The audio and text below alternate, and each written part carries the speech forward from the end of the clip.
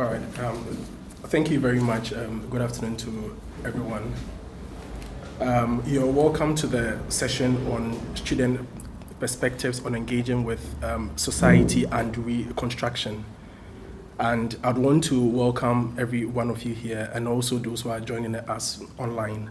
It's my understanding that we're broadcasting this live and other people are joining us online.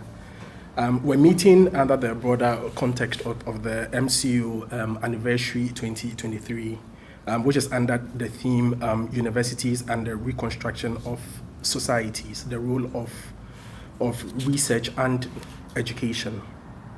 For this particular session, we would be interested in understanding how students are involved in the reconstruction of societies, and we'll also be interested in understanding how students can engage with society as part of their programs on university campuses.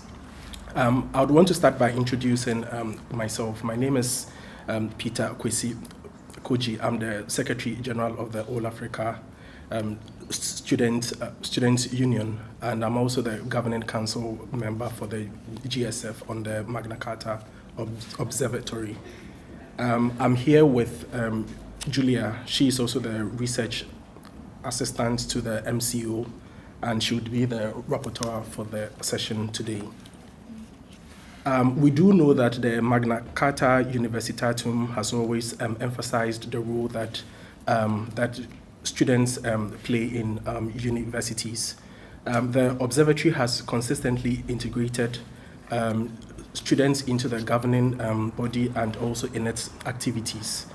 In April, the Magna Charta Observatory sought to do something very new. So it instituted what we have come to know as the essay competition of 2023. And this was done in collaboration with the Global Student Forum. What the essay did was to try to understand, at least from the point of view of the students themselves, what role it is that they could play in terms of influencing universities in the way that they can play a role to affect the societies they are in.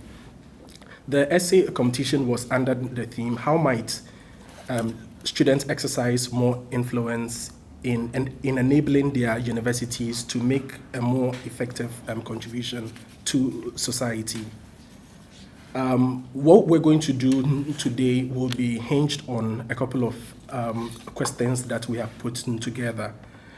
Before that, I would also want to say that the essay competitions that was made, we had over 100 entries that came in, and today I'm very happy to say that we have 5 of those that came top in the essay competition. And what they'll do is that they'll share with us what works they presented and to what extent they imagine that their work has an impact on what it is that we're discussing here.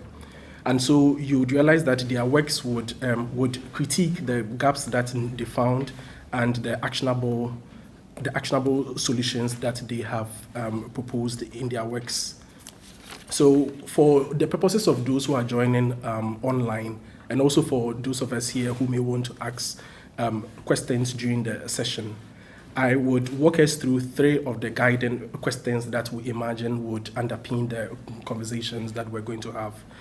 What it also does is to let us prompt our minds to listen to them in the essays and then itemize some of the questions that we may want to ask, obviously contingent on the 3 questions that I'm going to share with us. So the number 1 question that we're hoping would stand out when the conversation is over today is, in what ways do you believe that universities currently contribute to society? So I'll take it again. In what ways do you believe universities currently contribute to society? And where do you see any areas for improvement? So that's the first question, that as they read their essays, in our mind, we're telling ourselves that there's a question that we would want to answer at the end of the day. The second question that we're hoping we can answer at the end of the day would be, how can students, both individually and collectively, influence universities to better align with societal needs and expectations? Then the third one, which would be the last of the questions, would be, what innovative methods or approaches have you encountered or proposed that students can adopt to enable universities to engage effectively with society? And among the proposals that will come up, we would hope that we'll be able to understand which of the methods or the approaches are the most effective. So on these three paradigms, we're hoping that we'll be able to tease out from the various essays that would be shared with us. So having done that, I have the privilege to introduce the 5 of the winners for this year's Magna Charta Observatory essay competition. And I'm going to just introduce them by their first names, and they themselves will do us the honor of introducing us by mentioning their full names, the universities they belong to, and the countries they are coming from. And so first is Ernesto, who is from Italy, and Pamela from the Philippines, and Jason also from the Philippines, and Diana from Ukraine, and Christina from Jamaica. So 5 of you, thank you very much for making it, and congratulations for coming up on top. So I'm going to allow each one of you to, like I've said, introduce yourselves, so your full name, your university, and your country. And once you've done that, then I would allow you to go through and then read the essay that you submitted. But before you read your essay, in addition to doing that, I would want you to answer the question about what triggered you to want to enter the competition. So just your thoughts about why, when you saw the advert run, why did you think that it was important to enter a competition like that? And so once you do that, then you can take the opportunity to now read to us what your thoughts are and what you've shared to us. So maybe in no particular order, or maybe from Christina, you can just, you just mention your full name, your university, and your country. We'll go that way before we now come to take the order that I'd already shared with you. Perfect. So just by way of introducing yourself, so your full name, your university, and your country. Okay.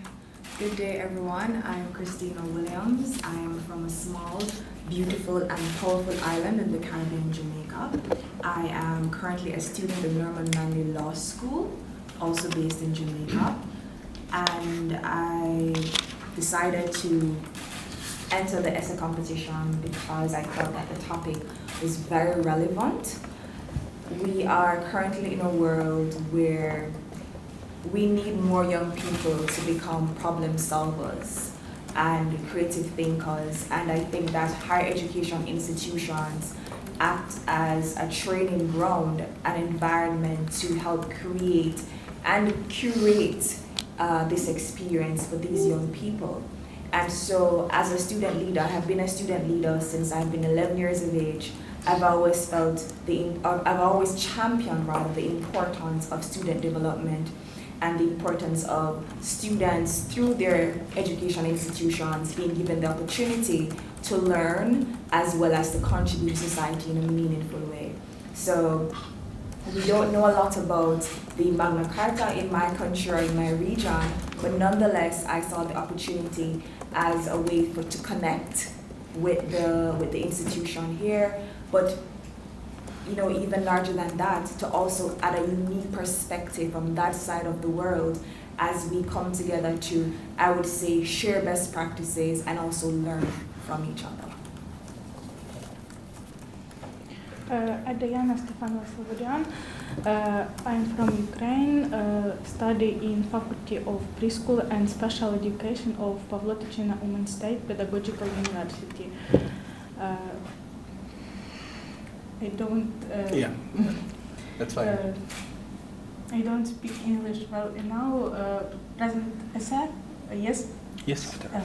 Yeah. Ukraine education. After this. Yeah, so we'll introduce ourselves first, and then we come and take in the order that. So yeah, so Thank you. Okay, thank you very much. I'm Ernesto Fabbri from the University of Bologna. I'm about to graduate in management into the fashion and luxury field. And I discovered the opportunity to participate into the essay competition because my university is a big proponent of the Magna Charta Universitatum, and also is located in Bologna, the headquarters of it. So obviously I took the chance, as many of my colleagues, to speak my mind about what is happening and what can happen. I also had the opportunity to study from the bachelor to the master degree in the University of Bologna, which is a really nice and well-organized university. So also in writing my essay, I took inspiration of what is already happening in my university that I hope that is also part of everyone other's university, so they can take inspiration of what we are already doing and maybe put some practice also in other places that can be needed. Thank you very much. So hi everyone. So hi also to the viewers. My name is Jason Pasol. I came from the small island in the Philippines, and currently I am studying as a PhD student in Wrocław University of Environmental and Life Science. I came first to know the informations regarding the essay competitions through our doctoral school. So they sent us these informations to apply for these competitions. So in my own perspective, why I applied for these competitions, because potentially I would like to influence what I experienced before and share to every inspiring international students to seek for opportunities, particularly on gaining a lot of information in education. So that's all. Thank you.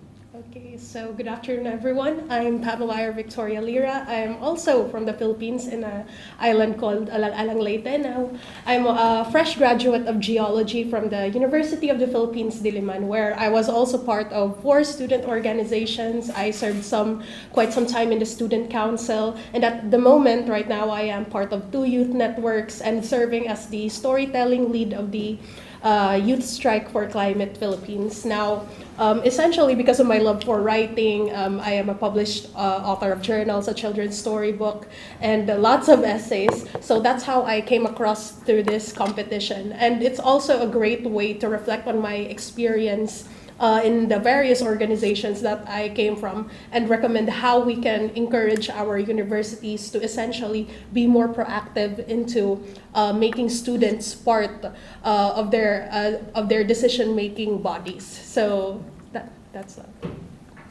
all right. So thank you very much, and once again, congratulations. So we're going to ask that you share with us your essay competition that you submitted in terms of, while you do that, we would want you to highlight any of the key things that answer these questions and to dwell on them a bit, just so that we're able to tease out from the presentation. You would make some of the guidance for us to be able to get this. So I think like in the order that I'd said we'll do. So Ernesto, we're going to have to start with you. So please share with us. Okay, thank you very much again. So I will going to share part of my essays. Some part I'm going to read it, and some part I'm going to collect what we have said that is like the most important and also vital part of it, because also the time is not infinite, so we are going to take a little step in it. So the title is Empowering Students to Enhance University Contribution to Society.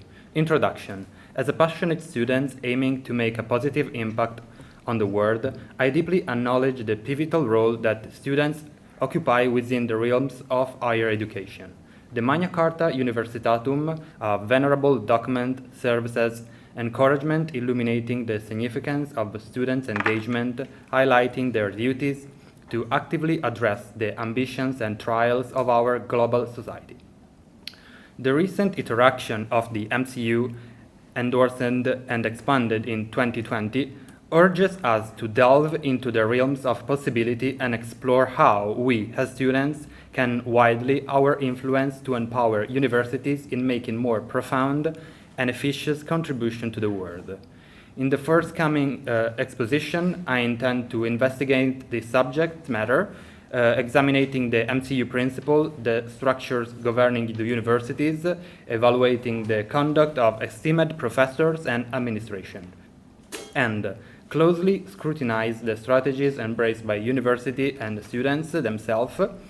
My primarily objective is to find innovative approaches that will enable us as students to augment universities' interaction with the communities and effectuate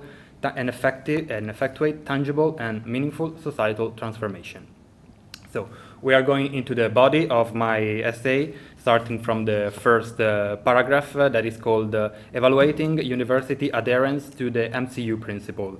And in here, I will highlight the fact that it's very important to have in mind the vision of the MCU that can be put in every object of everyone's university, so that we can also bring and try to betterment our profound responsibility as students and also as a university institution for well-being and betterment of society and to create sustainable development.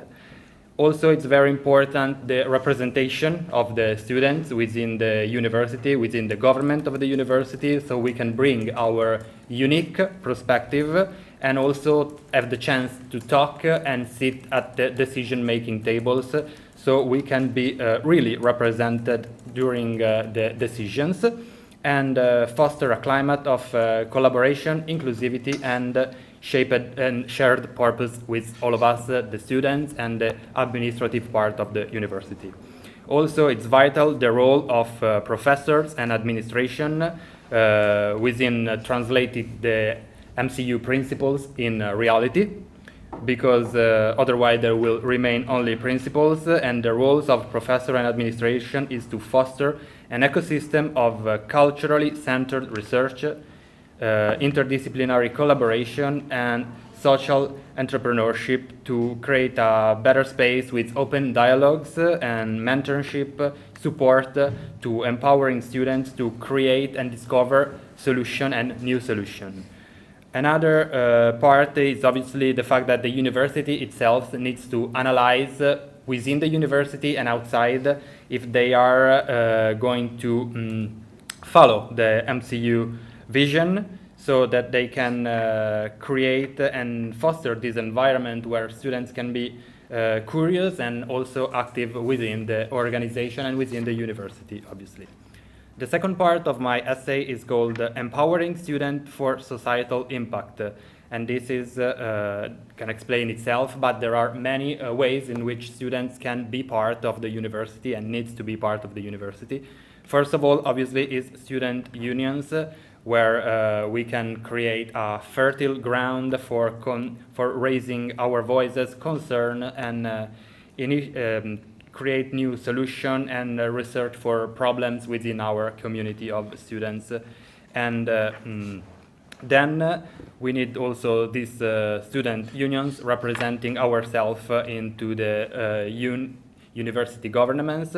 So as I said, for have a better atmosphere and the fact that we can have a seat in the decision-making table and bodies, so we can have a real grip on what is happening at the university also at an administrative level. And then we can also dive into more specific ways in which we can be involved. First of all is obviously the activity during classes and create collaborative projects that are going to use our skills and knowledge for maybe real life and real problem of our community, or also via the internet to community worldwide, so we can spread what we have learned and really help people that need new solution. Maybe we can also have innovative ideas for that purposes. And also another engine is like protests. I don't mean protests like for the sake of protests. I mean protests like a peaceful demonstration, also to wear awareness of many themes that maybe are going under the surface and then can be explained and also raise the problem to which may be concerned about it.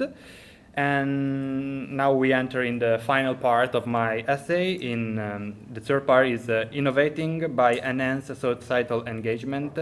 And in addition to collective action and advocacy, I firmly believe that fostering a culture of innovation and collaboration is vital for universities to maximize their contribution to society. One of the first things about innovation that we can for sure think about is technology that can be very useful to bridge the gap between university and broader community, as I said, for tackling problem and also creating seamless collaboration and knowledge sharing based that so we can transcend the barriers of the physical space of our campuses and create more unified knowledge for everyone, also to mix ideas and everything. And also can be interesting the prospect of creating partnership between different communities. So we have said to make more real contribution and to give the possibility to students to gain first-hand experience in addressing real-world issues. Another aspect that is really important for me, also because I take part in the past in this type of activity and I'm still part of it, is the entrepreneurship and social innovation within the university. That could be very useful, also could be very helpful if the university creates spaces dedicated to these type of things. For example, my university has a big space to it with festival and everything. And also I suggest to create incubator, mentorship programs and funding opportunity for students to create new solutions for the betterment of our society as a whole. And then a good point can be the fact of institutionalize this type of efforts by making the MCU principle and sticking these principles to the institutionalized move, like for example, creating research-based program about this type of things, and also to foster a mindset and a collaboration that can generate also other activities within the university, like for example, create program and rewards and help students to be more active and part of the university life.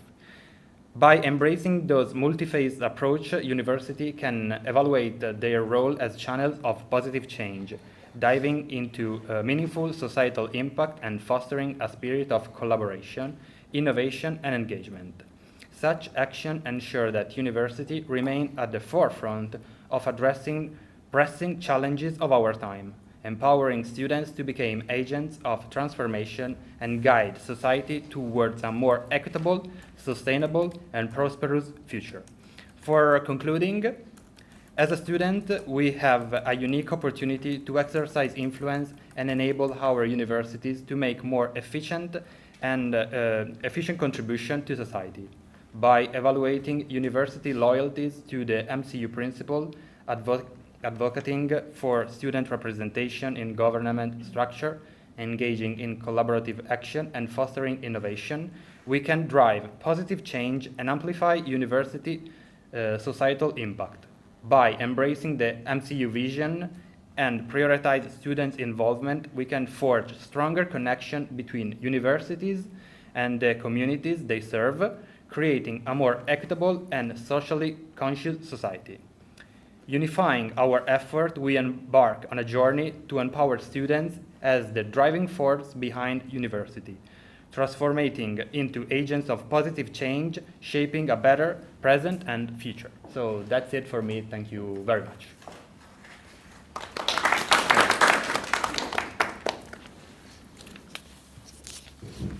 Okay, so we're going to, perhaps, I think what we'll do is that we'll take all the essays and then we can now come to question after the other.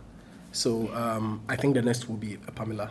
Okay, so good afternoon, everyone. Now, let me begin by telling everyone that the University of the Philippines is one of the premier state universities in my country, and we are very famous for abiding two principles, which is honor and excellence. Now, we have this principle that it is our responsibility to continue improving ourselves and serve the nation with utmost patriotism. And in my first years of college, I have demonstrated this by partaking in a few protests on my own, maybe climate strikes, phase out protests, lightning rallies. Now, but unfortunately, for a university known for its student activism, there has really been a drastic decline of student involvement. Now, for nearly a decade now, there has been a dismal turnout of campus elections in my university. In fact, the numbers are barely breaching half the student body population. And unfortunately, this isn't an isolated case, because this is something studies have shown that is happening worldwide. Now, this fear of participating in student action actually stems from the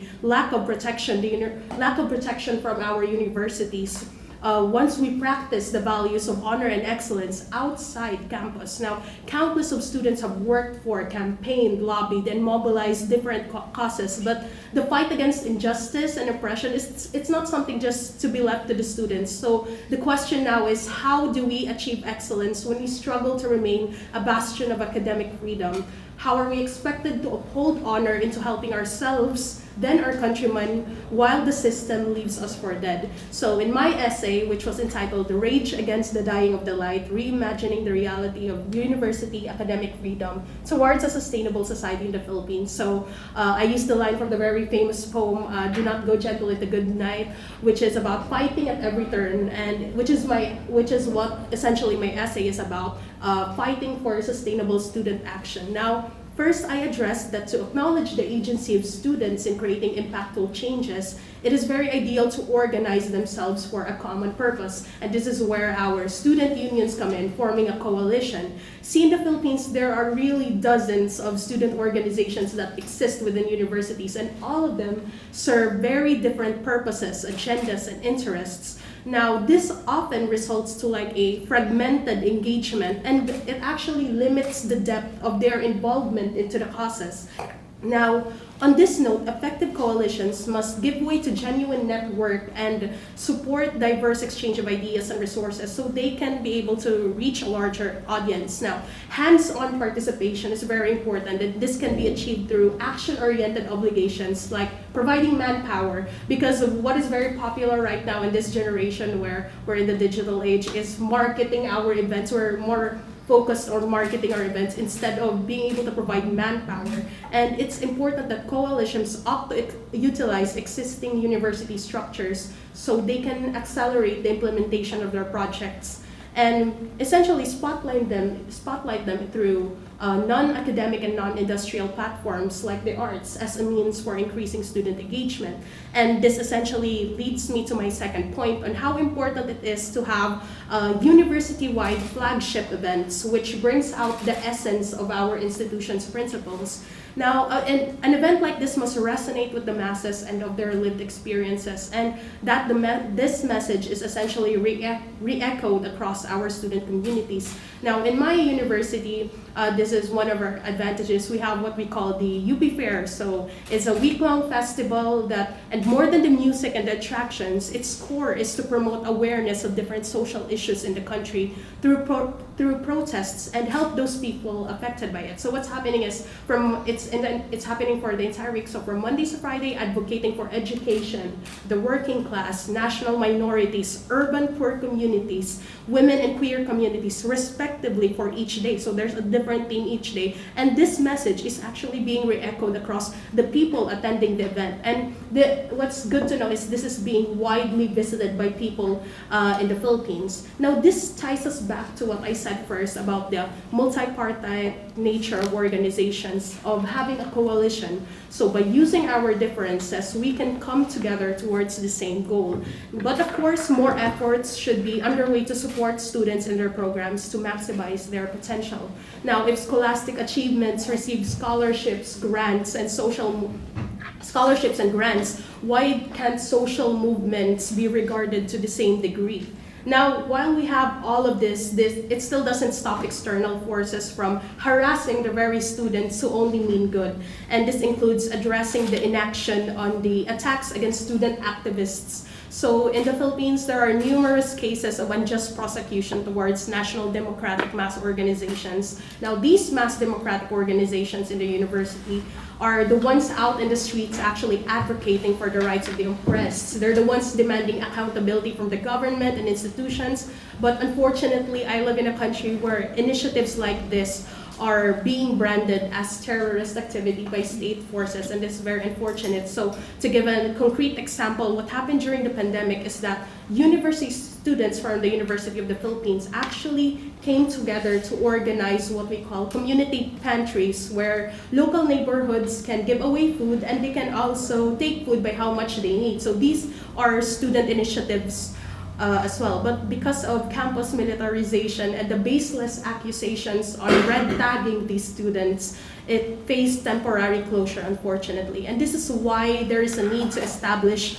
clearer policies towards any form of harassment on students' initiatives, their political stance, and essentially their privacy, violation of their privacy. And this can only be possible if universities will allow employing legal assistance to protect the rights of these students. University administrators should have a mission of building trust and demonstrating accountability on protecting its students.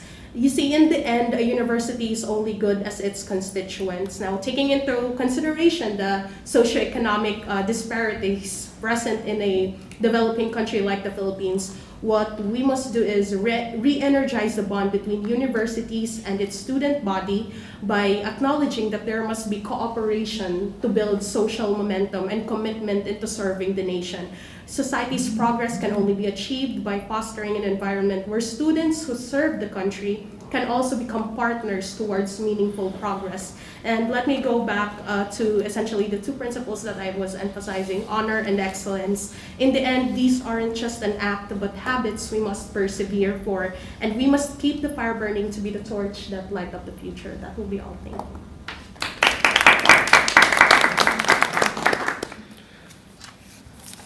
Thank you very much, Pamela. So next will be Jason. Thank you so much. So my winning essay title is called Catalyst for Change, Empowering International Students in Poland and in the Philippines to Shape the Future of the University Engagement. In today's dynamic and interconnected world, universities hold the tremendous responsibilities to not only educate and inspire, but also to actively engage with the aspirations and challenges of the society. As an international student pursuing education in a vibrant city of Poland, I have witnessed a transformative potential of every student influencing to enable universities to make lasting impact on the communities they serve. Guided by the principles outlined in the Magna Charta Universitatum of 2020, which recognize universities' duty to benefit humanity and contribute to sustainability, I am compelled to explore how international students like myself can exercise a greater influence to drive positive change within the Polish universities. This essay delves into very critical questions of how students can use their voices, experiences, and collective power to empower universities in Poland and to ensure their effective contributions to the society. Drawing from my personal narratives comparing the approaches of Polish and Philippine universities, analyzing their government structures, and examining the practical implementations of these principles by professors and administrators, we will uncover the strategies and heartfelt experiences that have shaped my own journey as a student advocate. Together, we will going to explore the methods and approaches employed by international students through our student unions, group collaborations, and active participations in strategic processes,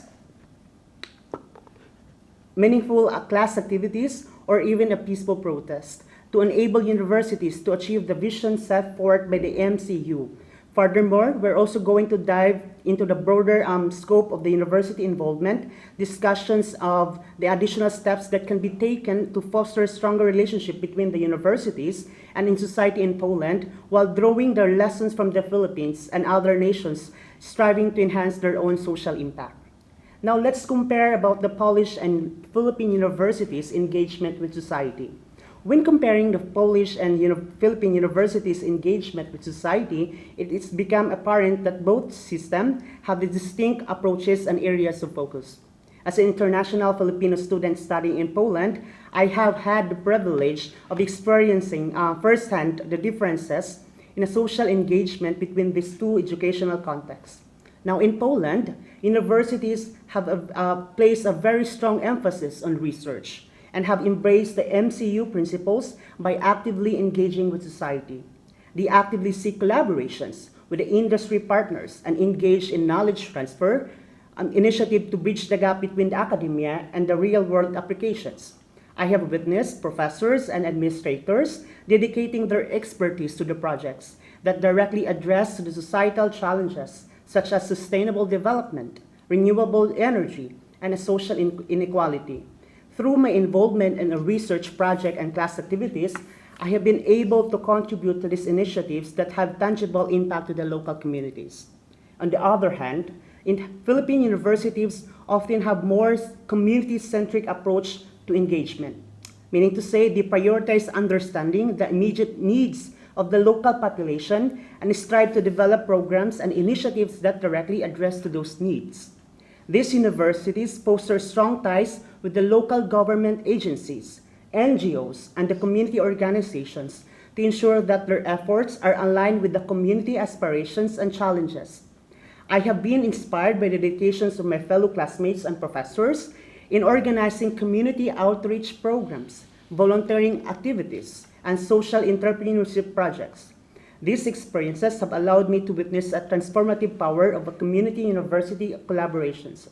However, it is very essential to acknowledge that both systems have their strengths and areas for improvement.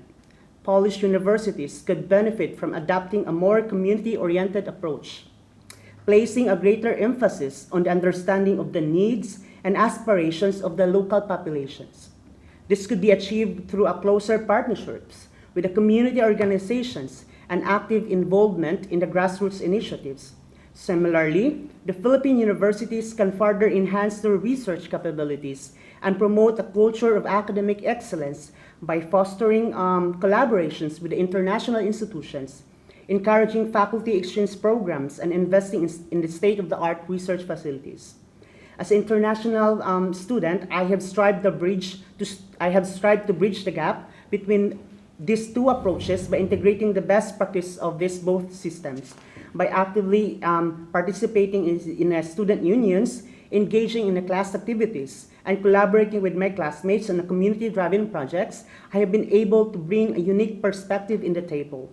Through this dialogue of the exchange of ideas, I have encouraged my Polish counterparts to consider the importance of community engagement while sharing the research-focused mindset prevalent in the Polish universities with my Filipino peers. By blending the strengths of both systems and fostering cross-cultural collaborations, international Filipino students like myself have the opportunity to make a significant impact to the university's societal contributions. By sharing our experience, engaging in a meaningful dialogues, and promoting the exchange of best practices, we can enable universities in both Poland and the Philippines to enhance their engagement with society, fostering a culture of sustainable development, social responsibility, and meaningful change. Now here comes the methods and approaches to enable universities in Poland. As international Filipino students studying in Poland, I have actively searched for methods and approaches to enable my universities to contribute more effectively to society. The joining of the student unions, such as the International Student Camaraderie, has been instrumental in providing a platform for collective advocacy. Through this student union, we amplify international student voices and advocate for their initiatives for social engagement. These involvements will allow us to address the pressing social issues and raise awareness within the university community. In addition, actively participating in the university's strategic processes had been a transformative experience on my part. Serving in the university's committees and working closely with professors and administrators has given me the opportunities to voice the student perspective and contribute to the decision-making processes. This involvement ensures that international students have a seat at the table and their viewpoints are being considered when shaping university policies and initiatives. Now we came from the suggesting more steps to enhance university engagement. Well, Polish universities and Philippine universities have made commendable efforts in engaging with society, there is always a room for improvement. I greatly believe that to further enhance the university engagement and enable them to make more effective to contribute to society, the following steps should be considered. First of all, strengthen the community partnerships. Universities should actively seek partnerships with the local communities, NGOs, government agencies, and industry stakeholders. By fostering these strong collaborative relationships, universities can better understand the needs and aspirations of the community they serve. Second of all, expand the experimental learning opportunities, meaning to say universities should provide students with ample opportunities to engage in experiential learning such as internships, fieldwork, and even like service learning programs. These experiences will allow the students to apply their knowledge in a real-world settings and collaborate with the community members and gain a deeper understanding on the societal challenges. Thirdly, we need to promote an interdisciplinary collaboration.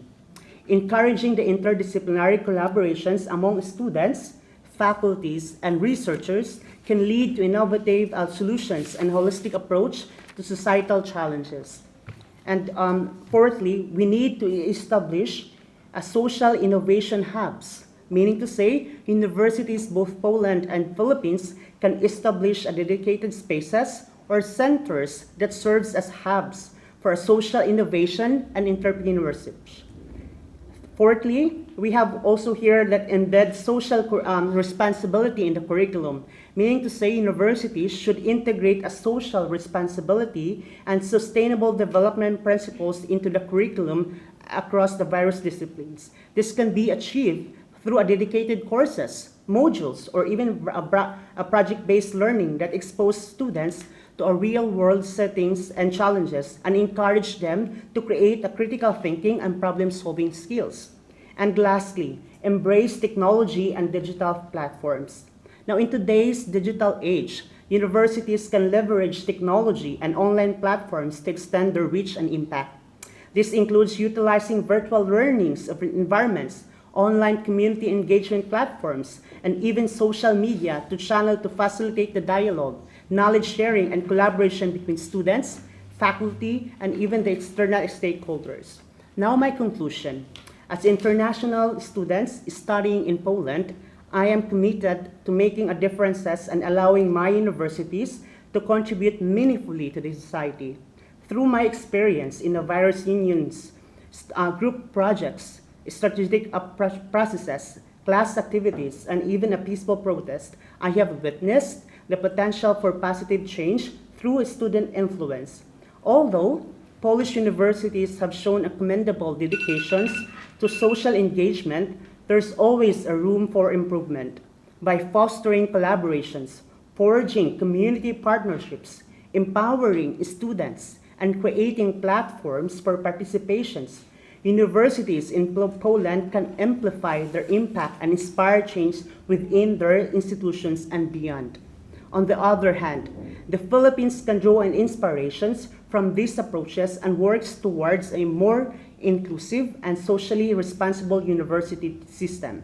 Together, we can shape the future of the university engagement and create a positive impact and that reverberates beyond the walls of the academia.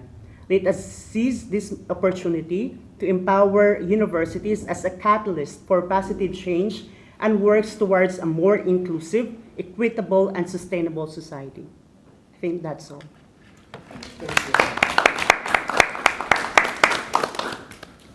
So we're going to take from Diana. Thank you. I present the ways of effective contribution of my university to the development and changing of society. Ukrainian education being under the influence of the Soviet heritage needs systematic and consistent modernization with the aim of all-round development of a person within the limits of modern society. One of the most urgent tasks in modern Ukraine, society is search for ways, models, and mechanisms to restore a unified Ukrainian society divided by the war. In my opinion, university should become a carrier, heritage, spirituality, preachers of humanism, values, rehabilitation people's consciousness after a terrible, unjustified, unprovoked war and suffering of people, especially children. However, the main indicator of the activity of our university is, in our opinion, a competent graduate, his competitiveness in the labor market, high civic qualities, desire to work for the benefit of the state and its people. As students, we have unique community opportunity to influence our university, change it for the better, and create an education environment that meets our needs and expectations. Collaboration with faculty and administration is a nice aspect to enhance influence on university activities. Joint project participation in working groups, clubs, cooperation is solving problem and conflict situation are the ways students can influence of the university development.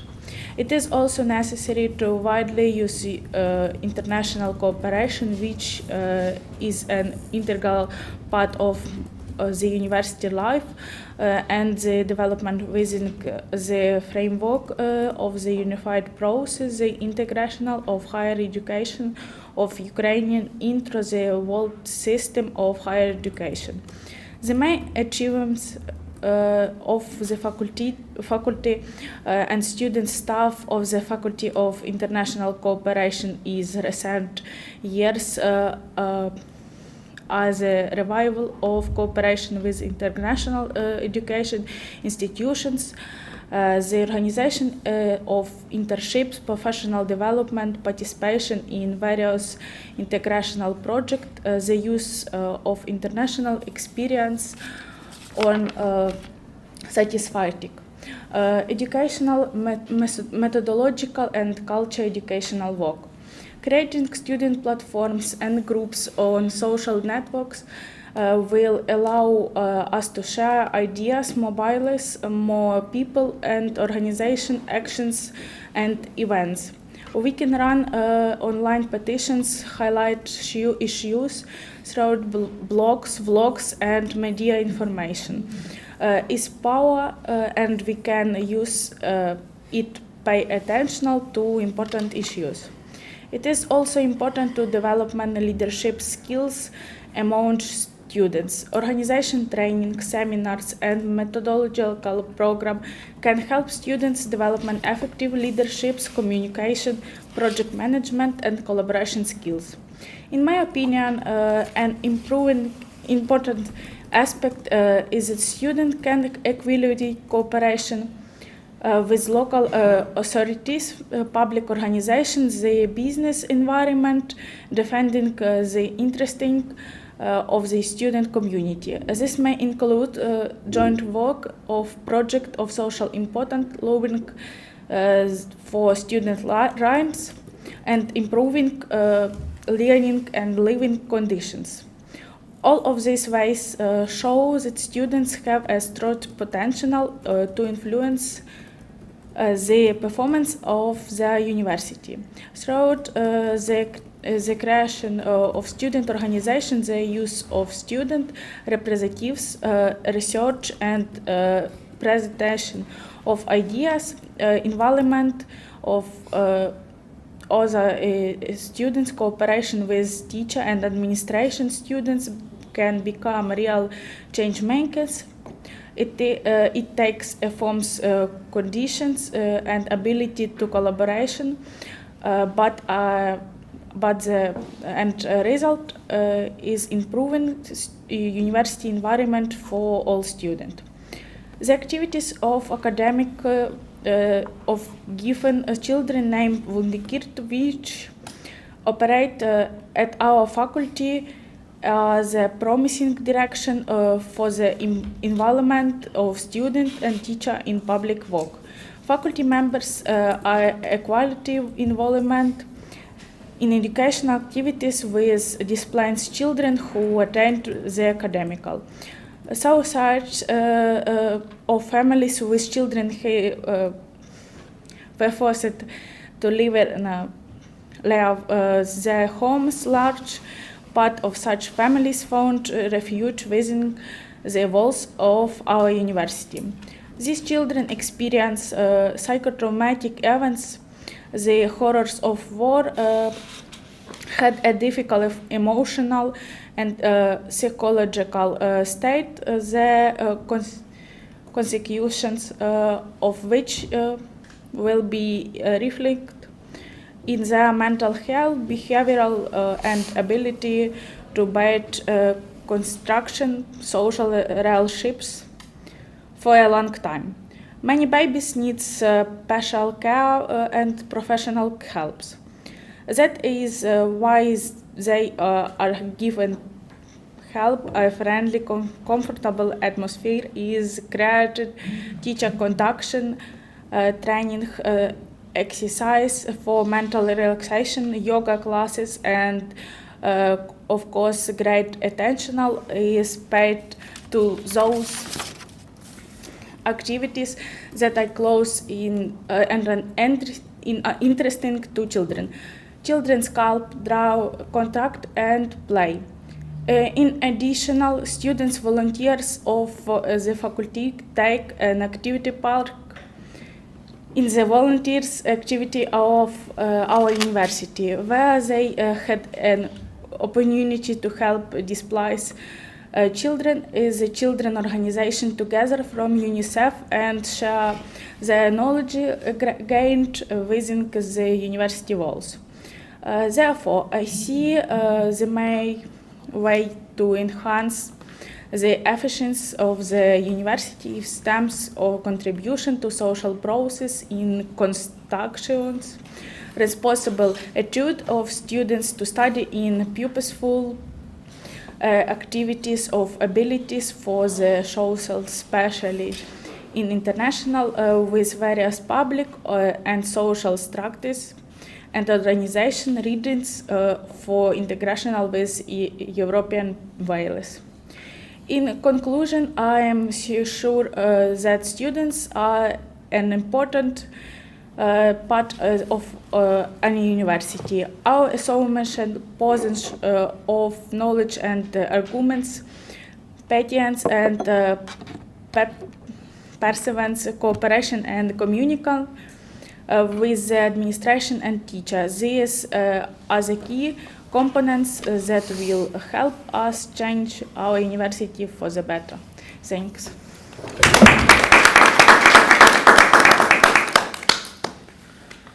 Thank you very much, Diana. So last but by no means the least, we're going to take from Christina. So Christina, please share with us your essay. Thank you so much, Peter. It's so difficult to come last after such wonderful presentations from my colleagues. Nonetheless, for my essay, I would have done it in the structure of an open letter. I did a letter to the university administrations of the world, and I will just give you the opening, and then I'll go into the summary of my presentation, or rather my essay. So I started by saying that, dear university administrations of the world, as many of your university chapters promulgate, your institutions have a civic role and responsibility to engage with and respond to the aspirations and challenges of the world and to the communities they serve, to benefit humanity and contribute to sustainability. Moreover, as an act that most of you welcome, students may play an instrumental role in achieving this mandate. After all, we are the largest stakeholder within the university community that also boasts unique perspectives, energy, and passion that through strategic partnerships with faculty, administration, and external stakeholders may help transform our respective universities into more impactful societal change agents. However, as I outline the specificities of such an endeavor, I will also be highlighting the steps you will need to take to facilitate this. And these are the steps I would have highlighted in my essay. So the context of my essay, before I even go into the steps, is I reflected on how, and my lived experience rather, as a student leader, and if I dare say, a policy practitioner in terms of education, because as a student leader, I would have been given the unique opportunities in a number of parliamentary and governmental boards in my country where I've been able to actually create real education policy. So I reflected, or I wrote my essay from that context. So I started off by saying that when we're talking about the engagement of students or facilitating student engagement in helping our universities become more impactful in society, the first thing that universities must do is create an environment of accountability.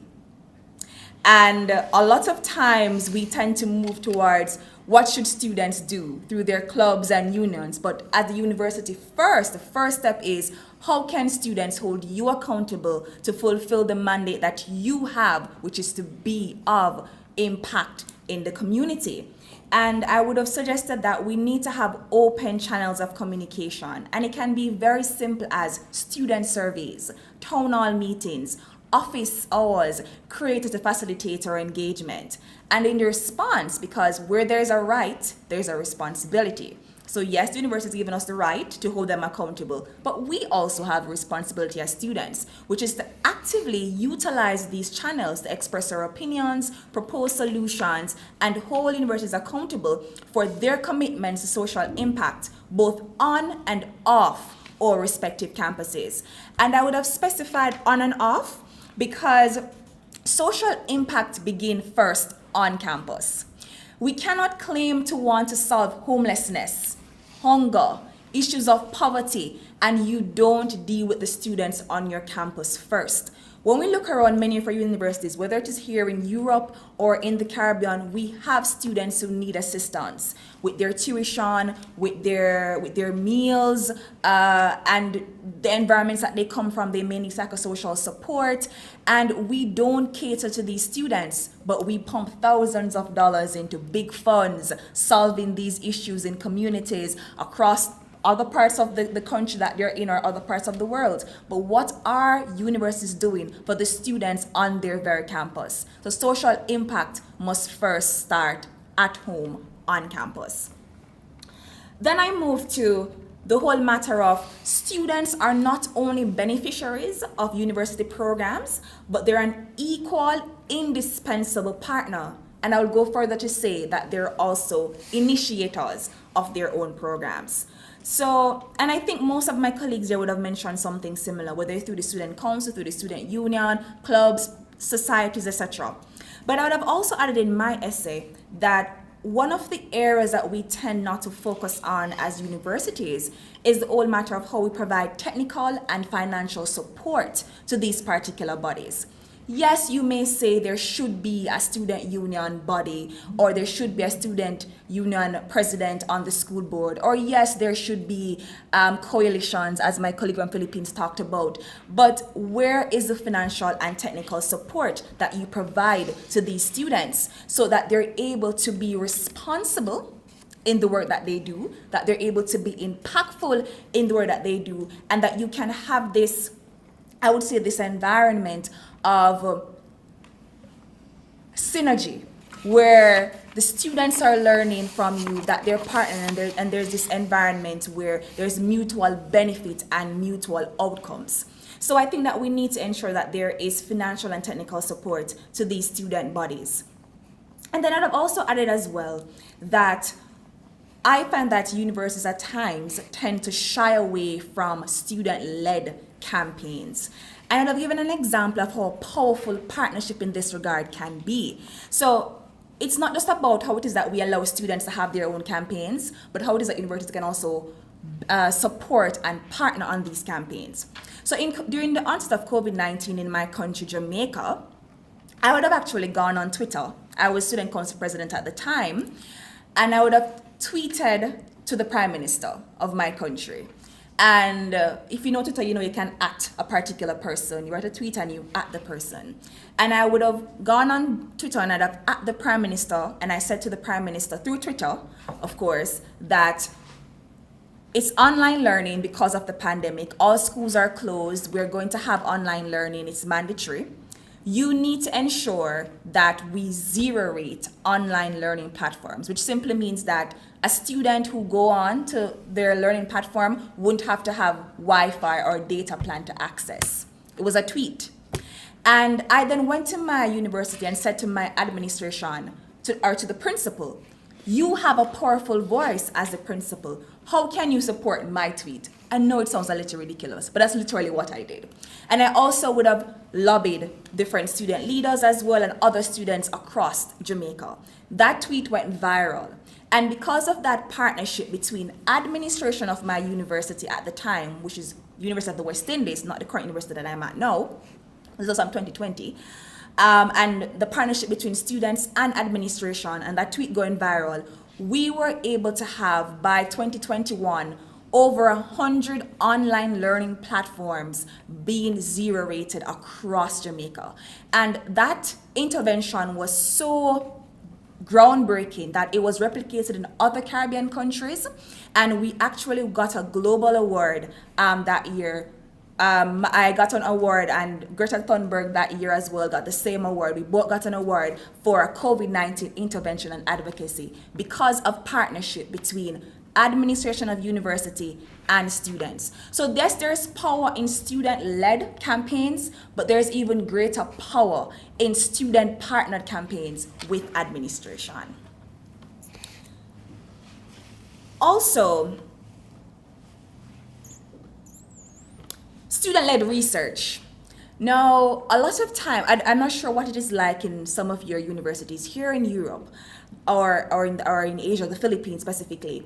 But in the Caribbean, a lot of times, students who lead research lead as a part of their academic program. So you would need to be a part of a particular program that has a research component in order for you to engage with research.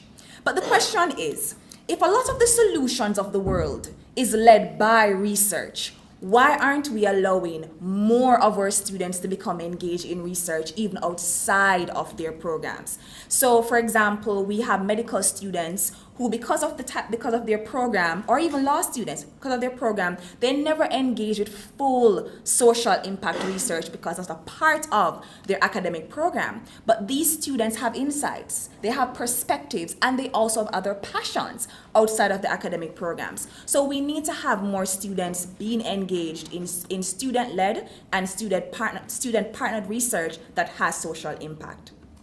I also would have gone on to talk about socially responsive and socially relevant curricula.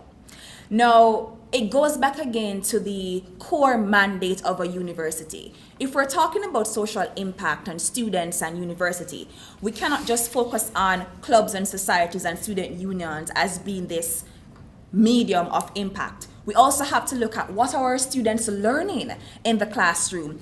Are they learning how to change the world with the content that they're engaging with in the class? That's a fundamental part of it, because guess what? Even though we'd want it to be that case, not all of our students will be a part of 4 clubs like my colleague from Philippines. Not all will do that. But guess what? All will do a particular academic program before they graduate. They have to, right? It's a part of what they must do in order for them to graduate. So how do we ensure that the curriculum that they're engaging with, the curriculum rather that they're engaging with, makes them aware of different social issues, have them interrogate the things happening around them, have particular dialogues, etc., so that they become socially aware and then later on, if not now, become socially responsible. So we talk about, for example, climate education.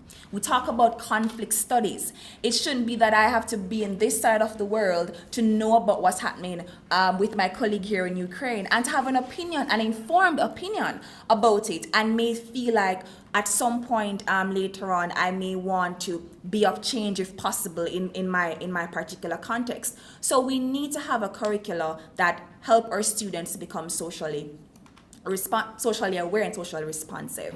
I will once again give an example in that regard.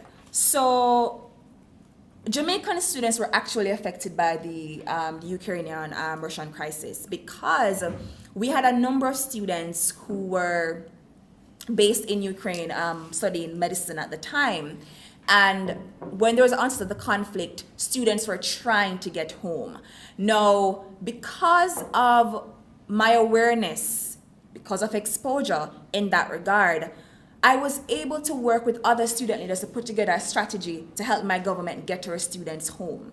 And we were able to interact with the embassy here, my country's embassy that's based here in Poland. We were able to get our students across the border, and then we were able to provide support for them when they got to Jamaica. So you're seeing where it's not just an example or theory. This is a real life example of how having that kind of exposure for students can be really impactful in the long run.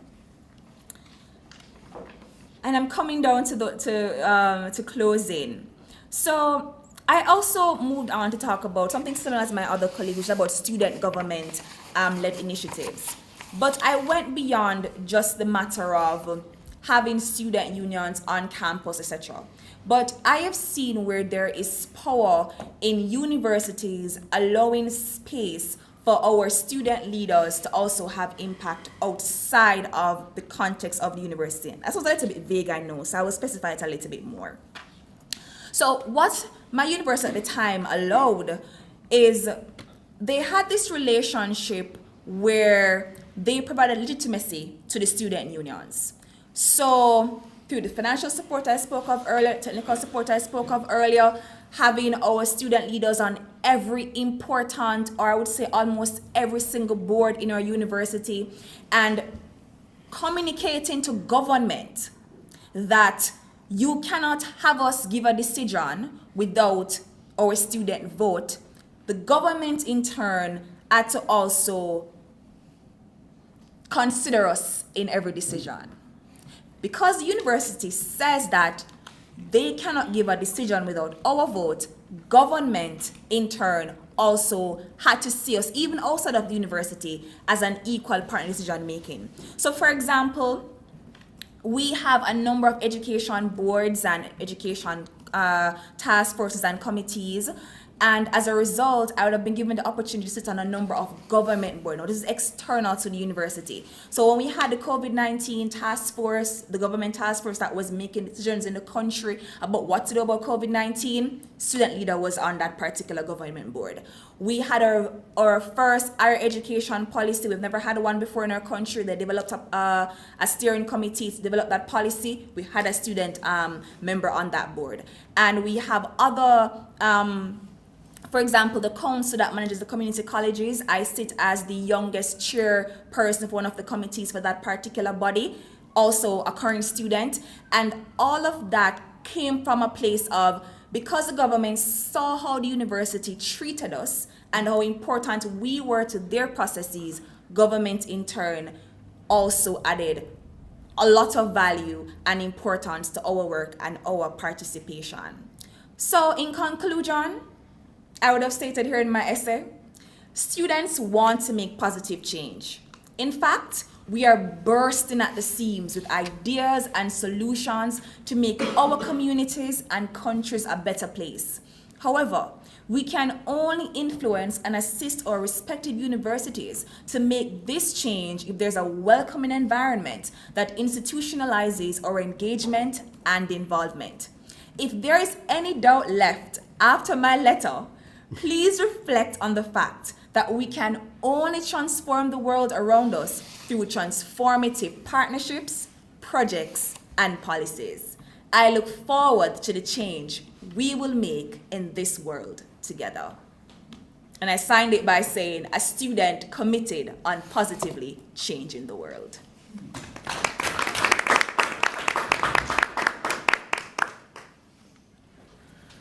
All right, so thank you very much, Christina. And once again, thank you all for sharing your essays with us. Just to make this a lot more interactive, I'm sure we do have a lot of questions we want to ask the 5 essay writers.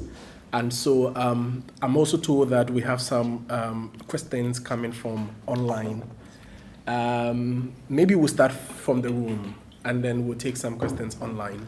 So before we go through the questions that we have allocated to you, what we'll do is take the questions from us, if we do have any at this point in time. I've seen that we all took some notes along the way, and so definitely we're going to have something we want to ask, or perhaps even share some perspectives in terms of what they have shared with us, how you imagine that it fits into what we asked, and your general observations about the essay competition. So I'll yield the floor. If we do have any questions, we can take them, comments. Yeah, otherwise we're going to take what's online if we're not ready yet. Would you want to take the floor? Yes. Yeah, good. I first congratulate all of you. I had a lot of questions, but they were answered during the reading of the essays. And I think it's very important to hear from students, because I have learned much more things from you than other colleagues here. So thank you very much. Thank you. Okay, thank you very much. Who else would want to ask or make a comment? If I may, I would like to By all appreciate means.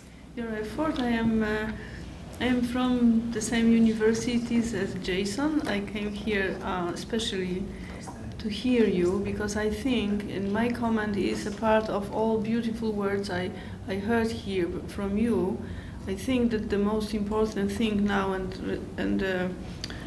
the task for the professors, I am a professor at this university, is to listen to the students. And I think that we have to learn how to listen you, and how to communicate, and how to use the social media to communicate between the professor, staff, administration, and the students. And I think that this is the first step to understand each other and involve the students in the real university life.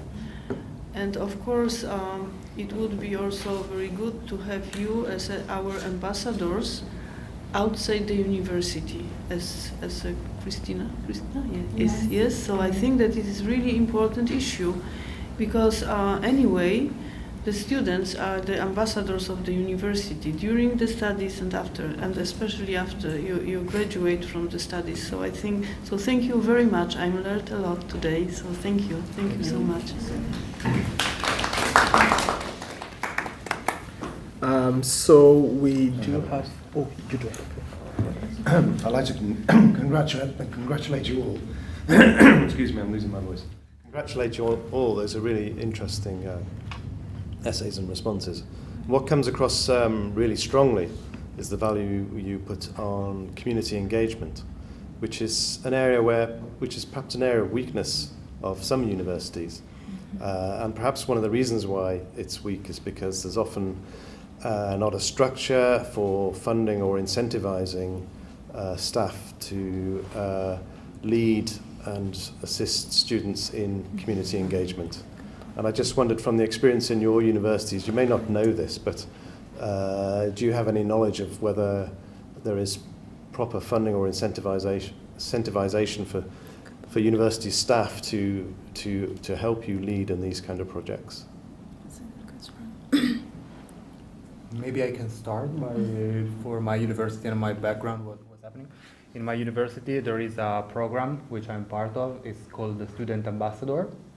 And it's a really interesting program with events and also helping the administrative board to create initiatives and stuff.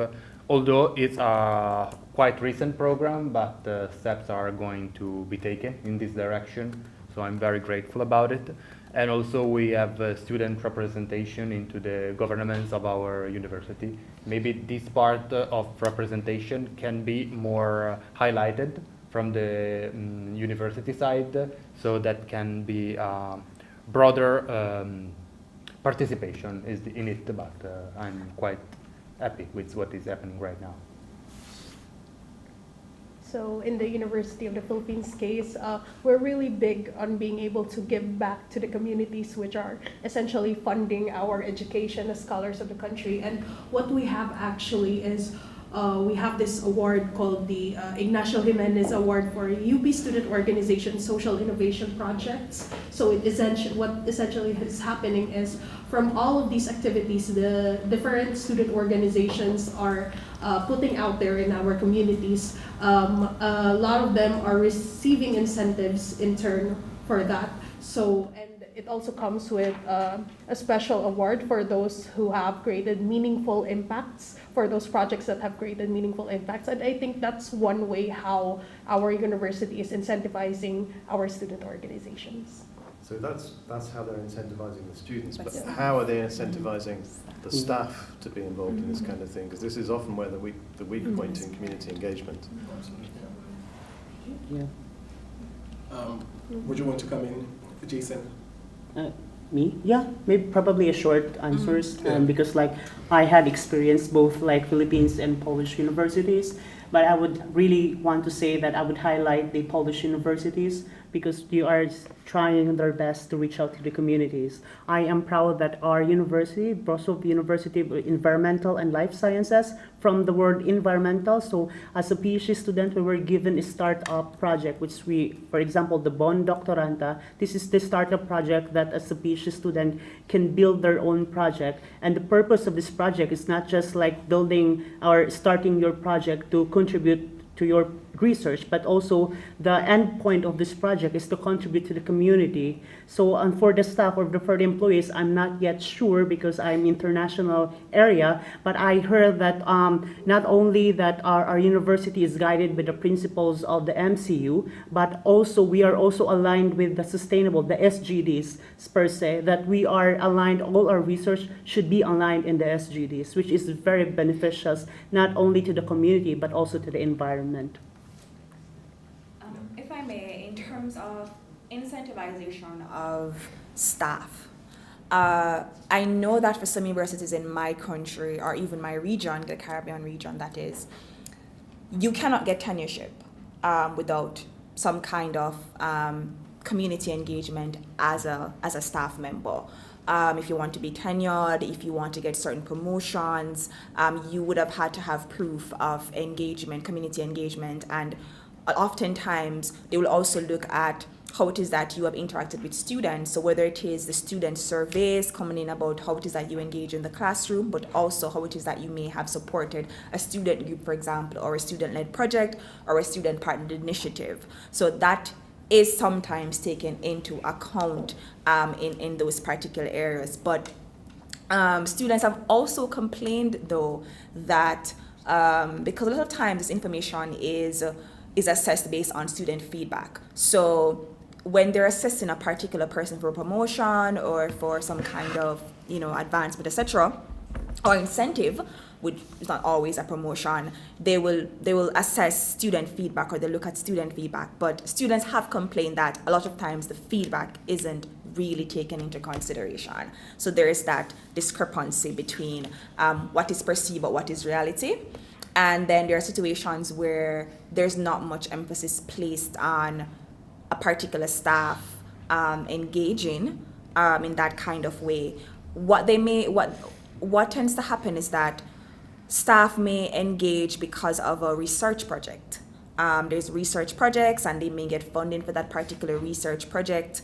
But unfortunately, I think you only have a select number of staff members who do that. So you have persons who write a lot.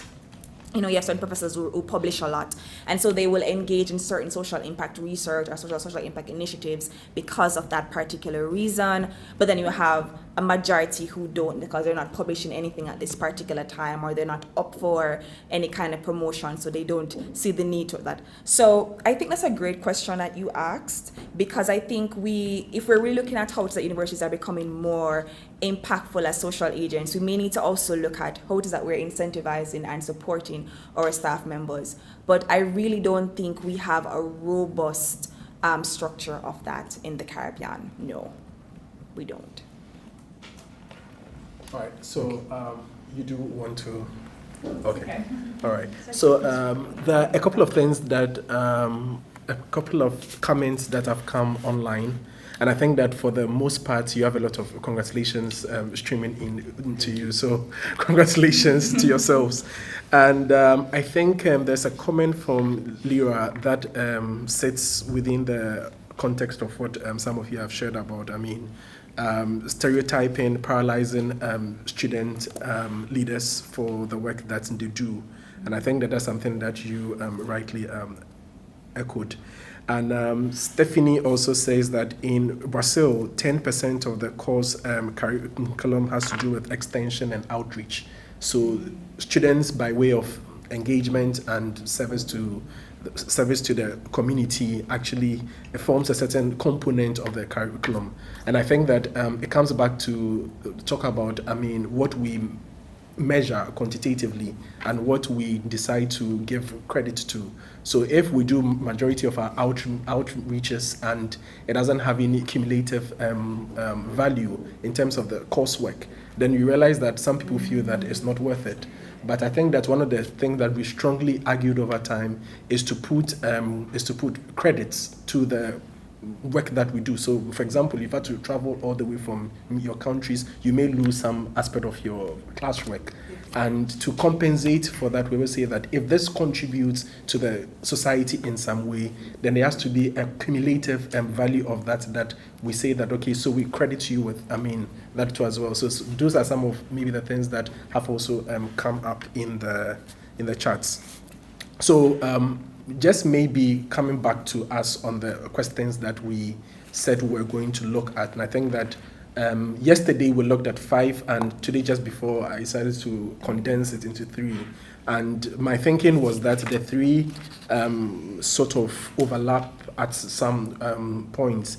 But again, what it allows us to do is to listen to all of you based on the essays you've just shared with us.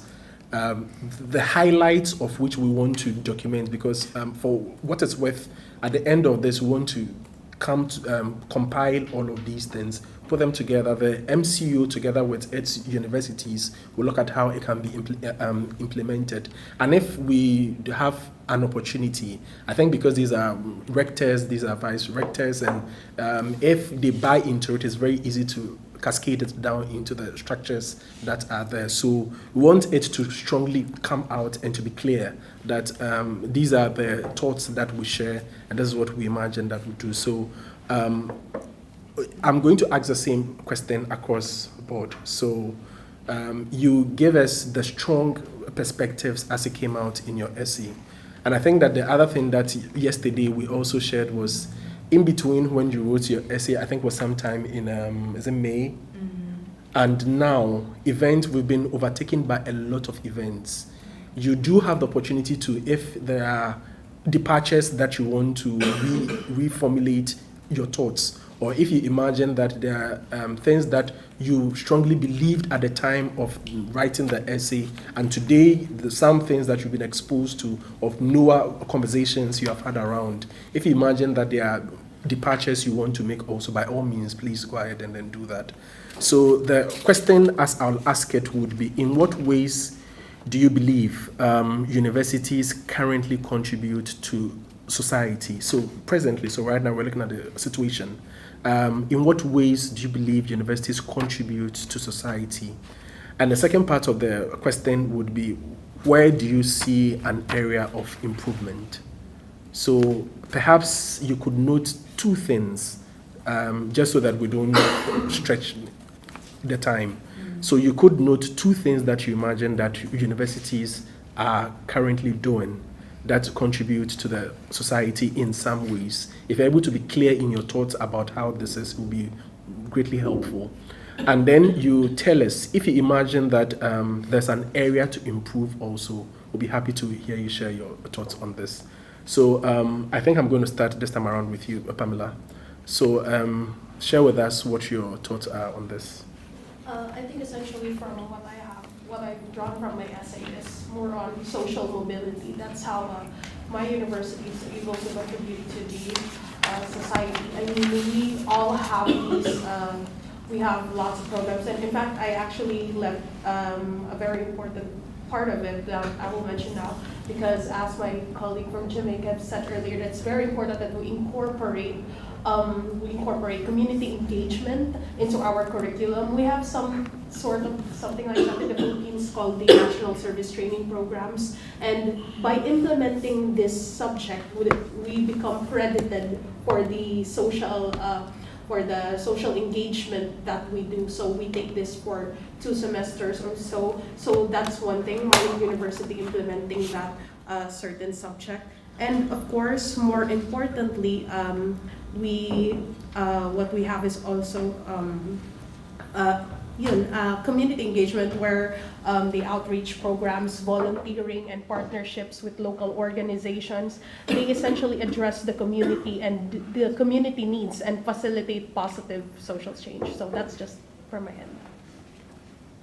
All right, so same question that would go to you, Jason. My case. So I would always stick to my perspective when comparing two like countries, because I have both experience with the two sides. But I would definitely start with my universities, because I am currently in the field with my own universities. As I understood with my universities, we were very in line with our universities are also focused not only for individual researchers, but we are also targeting the community. Per experience, our universities are all engaging and collaborating with the tiny or like minor organizations, and not only minor organizations, that meaning to say we have like tiny, not tiny, but like student organizations involvement, like to connect with the community. So those student unions are trying to make impactful, like for example, such as like they do planting trees in the communities or reaching out to the communities. So this is very nice a start to to collaborate and to enhance or to reach out to the communities. And in the Philippines perspective, and I would say that in the Philippines we have the initiative like to put the curriculum, which is, we call it community public health. This community public health is in line with our Department of Education, which is the main purpose of this is to reach out to the community, trying to tackle the issues of the local communities. And I would say that if there's a need to improve in both ways, I would say that at least both, like especially in the Polish universities, I would strongly recommend that they should also input a curriculum that also target or help or seek like solutions to solve the problems in the community. I think that's all. All right, so perhaps I'll just read the question again, and more also for Diana, so that you can follow it. I'll take it slowly. If you understand it, you tell me you understand, okay? I'm going to take it again. So I'm asking, in what way do you believe universities can contribute to society? So what is the way that you imagine that the university currently can contribute to society? And if you can tell us some ways that you believe that it can be improved. Do you understand? No. Okay. Peter, if I can suggest, yeah. While I'm going to give my answer, you can use the translate on her phone and at least have the first part of the question. Sure. Go ahead. Yeah. The telephone to Peter, please. You can translate. I can translate into English. Also, yes. Yeah. Exactly. We And are also translators. French. We are in luck Very today. helpful. Okay, yeah. Okay, in the meantime, I'm going to reply shortly. For the audience at home, we find a translator, so we are going to arrange what is happening next for the answering. So, about the contribution of the society of my university, I have to be honest, during my university career, I was lucky enough to have the chance to study both in the bachelor and in the master degree in the same university, in different campuses, but same university. And my university, as I said, is the University of Bologna. And it's very typical, like for Bolognese people, to have this real connection on the territory, because we are like in a region of Italy, Emilia-Romagna, where is very important the collaboration with one another. For example, we had many problems. Recently, we have a lot of rains and damages in the coastal area, and years ago we have a big earthquake, but our community is very strong, and also our university is a representation of this community. And we are able to shine in different ways. Like, for example, in my territory, there are many realities also of entrepreneurship, big levels like Lamborghini, Ducati, and so on.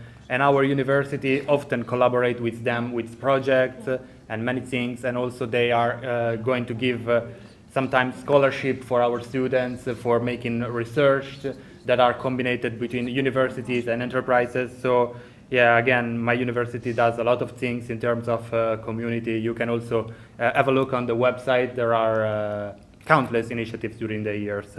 And I also, like my friend, can find a comparison between another university, because during my last Erasmus, I was in the International School of Management in Berlin. And in here, the reality is very different. This university, ISM, has many campuses around Germany. It's a private university, but I didn't see this level of involvement with the community around. Yeah, there is a strong focus on the job placement. Maybe that can be useful, like many other private university, but action on the local community or online community, I didn't see that much, and I think that that can be implemented, like, as I said, in the innovative and interconnection part of my essay. And what can be done better for our university? I think that the main thing is maybe have more engagement from all the student community, because we are in a very big student community, for like decision making, or maybe propose project to do with summary or other ways of reaching all of our body of students, because it's very international and very located around Italy. So I think that it is important also for us to have a full understanding of what is going on and what our colleagues want in terms of society and in terms of university. Thank you. All right. So, Christina, so same question. In what ways do you believe universities currently contribute to society, and where do you see areas of improvement? Thank you, Peter. So, if you don't mind, I would like to say hello to my principal. I just realized that she said hi to me, and she's supporting me from Jamaica live on YouTube. So hello, Principal Ainan, thank you.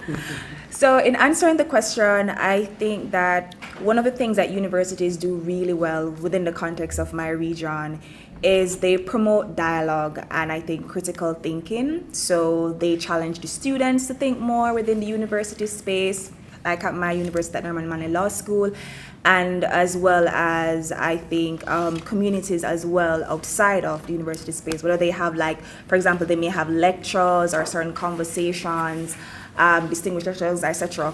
So I think that's one thing they're doing really well. And I think, as my colleagues here would have probably mentioned before, also social impact research and community engagement. And I won't go into that too much because they have said it well. I think one thing, though, that I'd love for universities across the board to do better is student feedback. I'm not sure if you have this experience at your universities, past or present, but for example, we have particular assessments, and students may complain or they may want to give suggestions of how a particular program may be improved. And there seems to be this wall.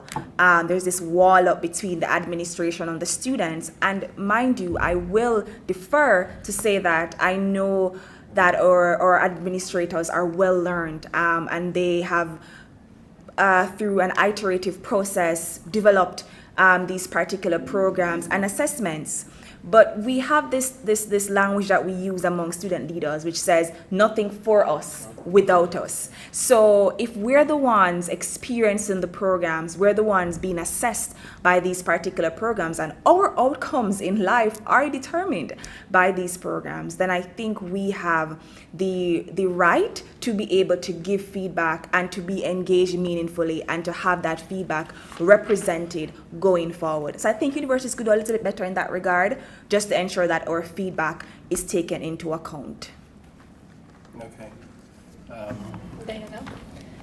Diana?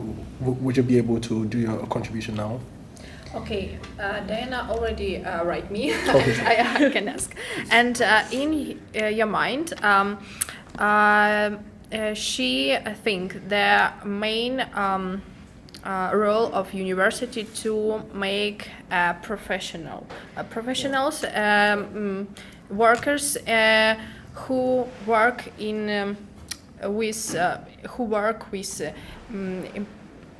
love their work and who can work with professional skills, in really professional skills. And she want to say them really the important role of university to make an efficient employer ready to implement tasks in educational field. This must be competent person who can work in other country, maybe with other workers from the world, and who can help country with your decisions and with helps from partners in other countries. Thank you.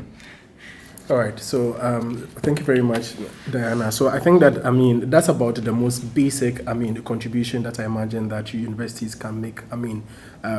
Producing graduates that are fit for purpose. Mm-hmm. So their fitness to the landscape and the context that they are going to fit into is about the most fundamental contribution as I see it. And I think that's what you've been able to share. So I think that we will take the second round of the questions. I originally imagined that we had inexhaustive amount of time, and I'm realizing that we don't. So we're going to take the second round of the questions, and again, I'm going to read out the question just for our understanding, and then we'll take a round of each one of us sharing your perspective again. So we're asking that how can students, both individually and collectively, influence universities to better align with societal needs. So now we've identified the ways that they contribute. Now we're asking that how can the students wield their individual power or collective power as to be able to influence the universities to align to the needs of society. And we're bearing in mind that we live in a society that ever evolves. It's changing, it's very dynamic. And for that matter, the way universities offer the sort of assistance or the sort of ways that they contribute obviously will change over time. But how do we, the students out there, individually and by collective ways, of course, we're talking about how we use our unions, how we use our organizations, groups on campuses to advance the influences that we can execute. So I think I'm going to start this time around from Christina, and I'll go the other way around. So, yeah.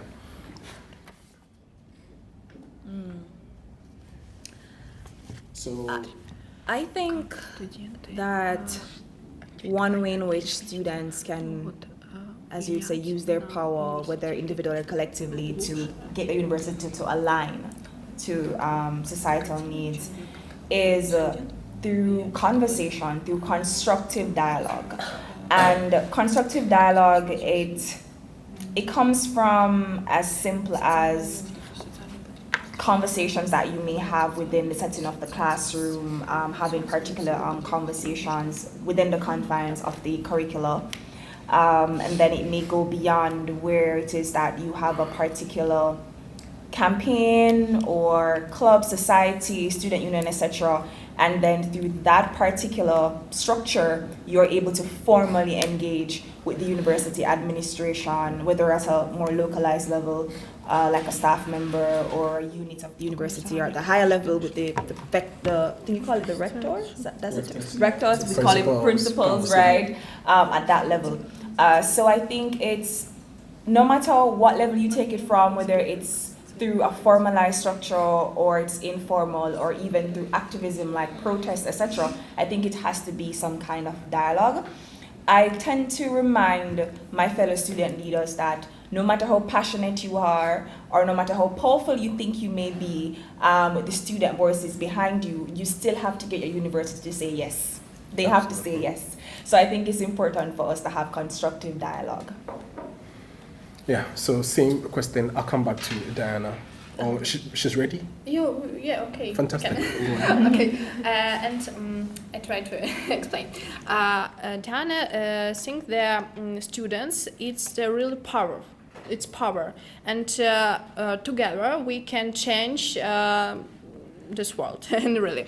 And this, our together works, maybe do something positive change in the society, and together we can improve to the society, and we have unique opportunity to improve on our own university, and together with them to opportunity on the societies, and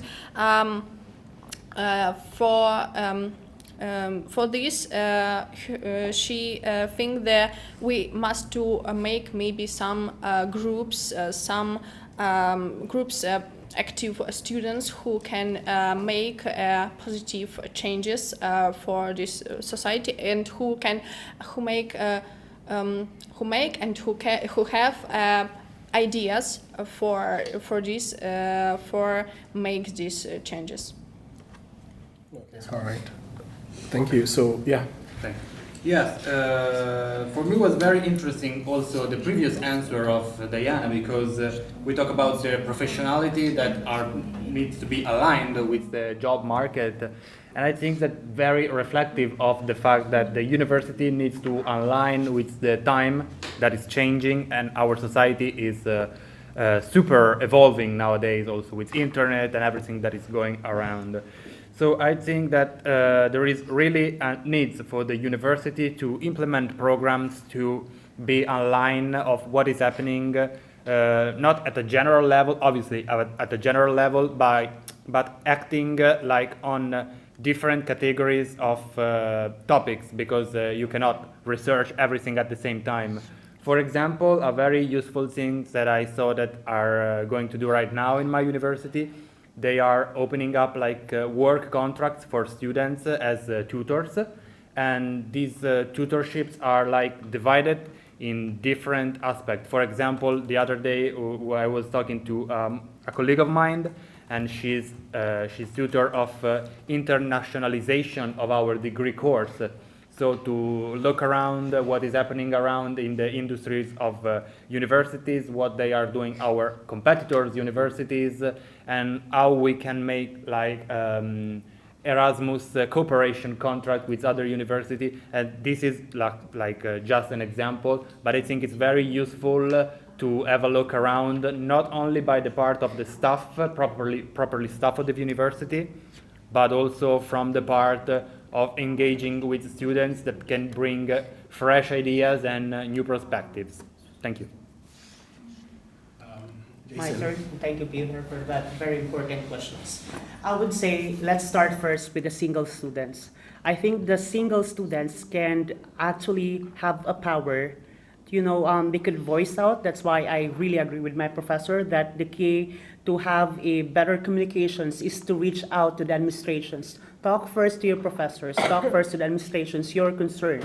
So it's a very vital rules as single students, so that you could reach out and you can talk to your concerns regarding improving the societies. However, I'm also honored to be part of our university, the Wrocław University of Environmental and Life Sciences, because we initiated interdisciplinary team, meaning to say we have a classes that is part of our curriculum that not only in one field, like example, I am part of the science, and my classmates are also part of the engineering. They are part of geology. They are part of law. So we were connecting each other, and we were creating a better solutions for the community, which is a better options for us. And I'm so happy that it's my first time to encounter such a very big solutions that we could merge our own like knowledge and informations and create a very valuable solutions to improve the society, which is very powerful for us. Thank you.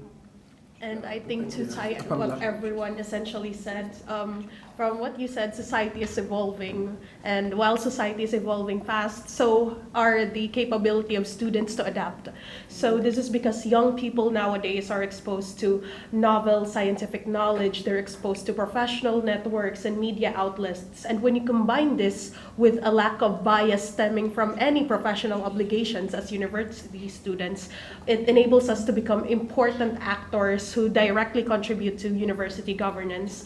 And from what we're experiencing just from this session, all of the youth nowadays they're able to provide diverse yet versatile perspectives and expectations, which sometimes university administrators tend to oversee. And I think the youth today possess powerful communication skills that can be harnessed to mobilize diverse social groups and essentially civic and political engagement. That's all. Yeah. Thank you very much for your various thoughts on the question 2, which I imagine would be useful when we collate all your views. We'll take the third one, and perhaps we'll take a latter one that obviously would look at ways that we can improve this exercise that we've done in 2023, but that would obviously be what we use to round up the conversation. So this question also is one that I would want it to come out very well, because it's going to form the key of what it is that we want to submit. So we want to know what are the innovative methods or approaches that you have encountered or proposed that students can adopt to enable universities to engage effectively with society. So what innovative methods or approaches have you encountered or proposed that students can adopt to enable universities to engage effectively with society? And one of the key things that I would want you to state, at least one of them, is that amongst all the methods or approaches, we want to know which one to you is the most effective one, so that in a ranking order we'll be able to look at which one is most effective. And so we can talk about peaceful protests, we can talk about various ways that we are able to catalyze our actions and to amplify them. Of key concern to us is to know which one gives us the greatest of the impact. And of course, if you're able to share with us the ways that you have been able to do this, or ways that you know that has been done, and then telling us that, okay, to you, amongst the various ways that we can organize, you imagine that this is the most effective. I think that I would appreciate if it comes out. Well, this time I'm going to start with you. Okay, yes, perfect.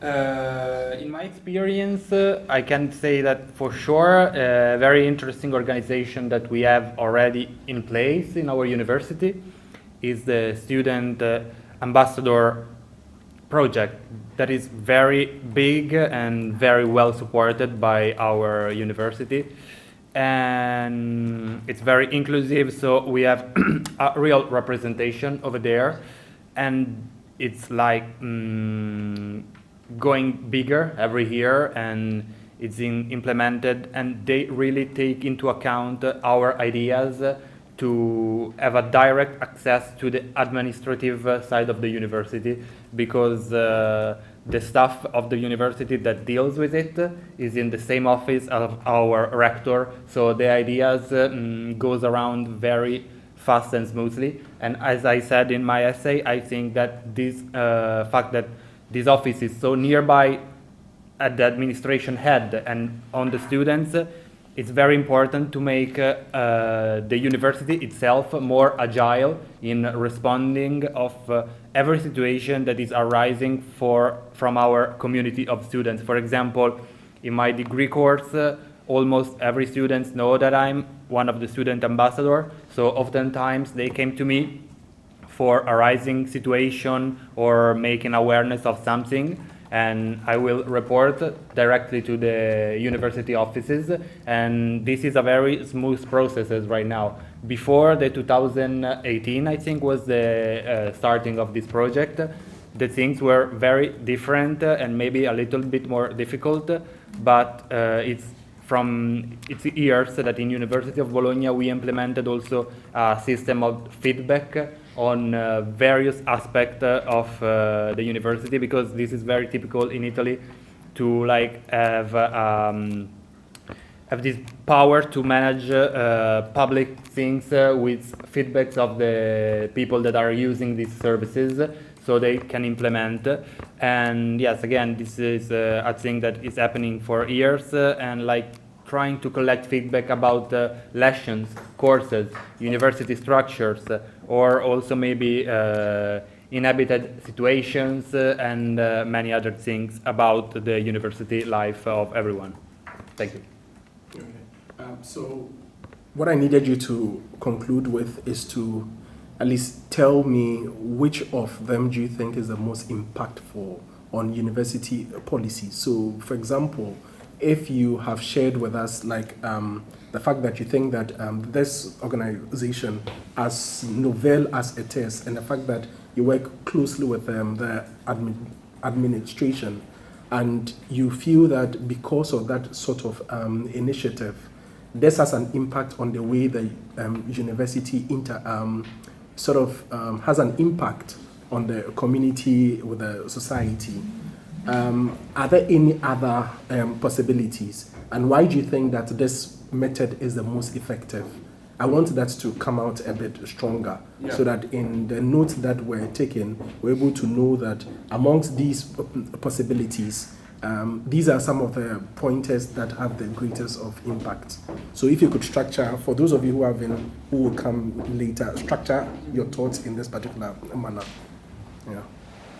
Yes, as I said, I think that is very important in addressing issues, and I would say that this can be the most important vehicle for our ideas to reach the top head offices and make real changes. Because, for example, one of the last initiatives that we made was Speak Your Multilanguage Mind. And this is very helpful to integrate our students' community, because it's not a problem, but it's something that is happening. The fact that our university community in Bologna is gaining a lot of international students right now, also because the university itself is scaling the ranking, so more and more people are going to come to our university. And these events like Speak Your Multilanguage Mind was very interesting and also very useful to integrate communities that maybe was not so well integrated at the beginning because of culture differences and stuff like that. Thank you very much. Thank you. Thank you. Jason. So I would say that let's go with the basic first, right? As a student, we cannot just go directly to community to contribute ourselves. Well, perhaps we could, but since we are aligned with the university, we have to go through with the process. But how we can go through the process? First, I think we need to be part of the university community. Being part of the community, how we're going to be part of the university community? First of all, you need to be reaching out. You need to be part of the organizations. You need to be involved. You need to be visible with the organizations. And I am so happy because our university, the UPW, are initiating this kind of solutions to be visible in the university. So we have called tutoring program. This tutoring program are a one-on-one tutoring program between the professor and a student. So what happens inside this tutoring program is that every PhD students have a concern and trying to voicing out, and their professors are listening to their concerns without judgment. This is really vital for every, not only for a graduate student, but also for the university students, that they have someone to lean on despite of the hurdle and stressful environment in the universities. And this is the first start on how you're going to be visible in the university. And I think I would say, if I'm going to rank it off, and the most important part that I would say is that working and collaborating with the interdisciplinary team. This is very, very important, because you cannot just work alone. You need someone who is also expert with this kind of solutions. Community is a very complex. It's a very complex and a very challenges to solve, because there's a lot of issues and strategies that you need to implement. So that's why working with an interdisciplinary team with this kind of expertise like law, working with the health, and working with the science, working with the engineering department, and then merging together the knowledge and the informations and create a better solutions. I think that's the most important part, that working with the interdisciplinary team is the key components that as the students that could contribute to the university community, and then after that to the community itself and society. Sure. Okay, Pamela. so I think I've already answered this in my essay, but I'll just reiterate about the university-wide flagship event, which essentially brings out the essence of the institution's principles. Now, as I mentioned before, an event like this must resonate with the masses and of their lived experiences, and this message is being re-echoed across student communities. So what essentially I'm trying to say is, one of the most impactful ways that students have been able to engage with society is through spotlighting community engagement in a non-academic, non-industrial platforms, and making sure they reach the grassroots level. I mean, as I mentioned before, in my university, we have the fair thing, where it's a week-long festival with more than music and attractions. Its core is to promote awareness of different social issues and addressing the problems with such as different themes for each day. We have the working class, national minorities, urban poor communities, and all that. So not only are citizens being exposed to the culture the university is offering, but they get to contribute to help these marginalized sectors. And in this way, university administrators are more enticed to support, because we are mandating our principles to the university. We are putting out there the name of the university and what we are, and the kind of community engagement we are doing. Now, to the point that this actually, this initiative has become a staple to us and essentially reflects the significance of the university policies and practices. So that's it. By spotlighting initiatives like this in non-industrial and non-academic platforms, everyone gets to have an avenue for their advocacies. So that's all. Okay, so Diana? Okay. And Diana wants to say that she also thinks the more effective way of deciding these problems and create academic platforms also.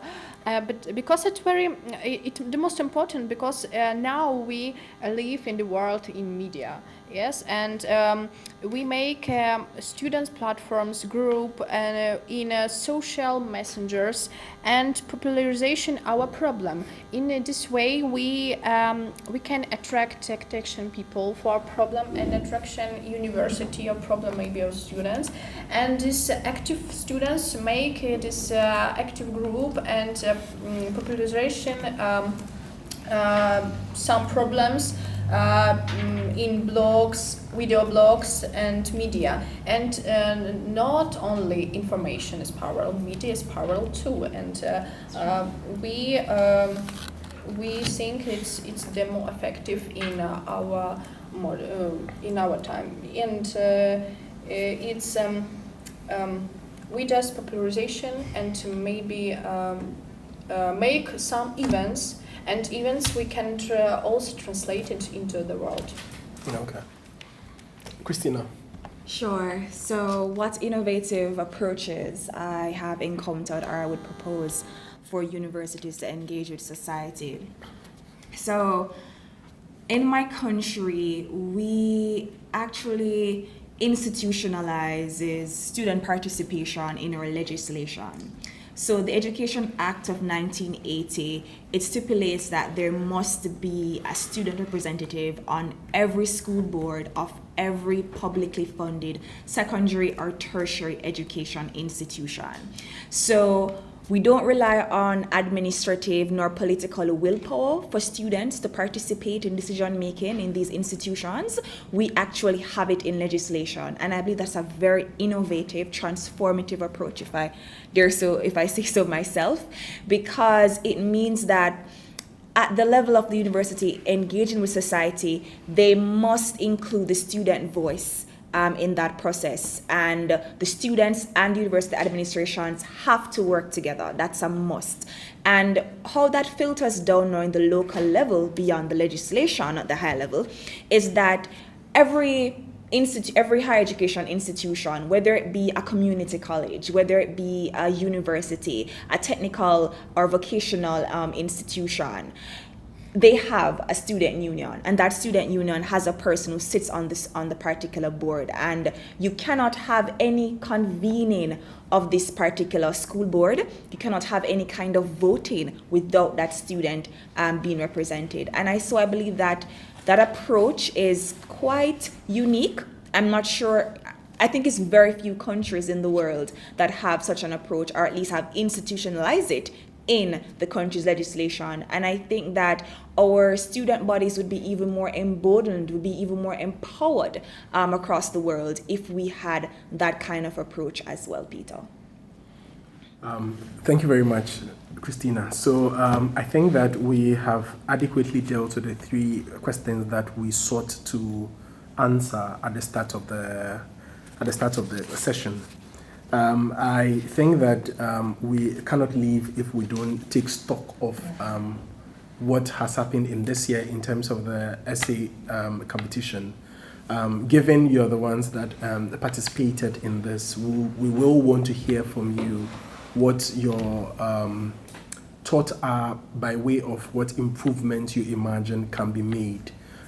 Do you imagine that in a time where it's very easy for somebody to write an essay, we should reimagine a newer way, or perhaps add another layer to something like this? Do you think that we can include a more practical activity to this? We just want to hear what your thoughts are in terms of what you make of what has happened in this year, and what if we wanted to do this next year. And obviously, from what we understand, the MCO is very excited about the impact this has made, and by all intents and purposes would want to do this again next year. But if it did, it would want to improve it. And who else to take the feedback from than for those who have participated in it? So I think that in a minute, I'm going to do the rounds for you to share with us either a departure, some new thing you think we can add, or some observation you made that you imagine we can improve. So Pamela, I'll start with you again.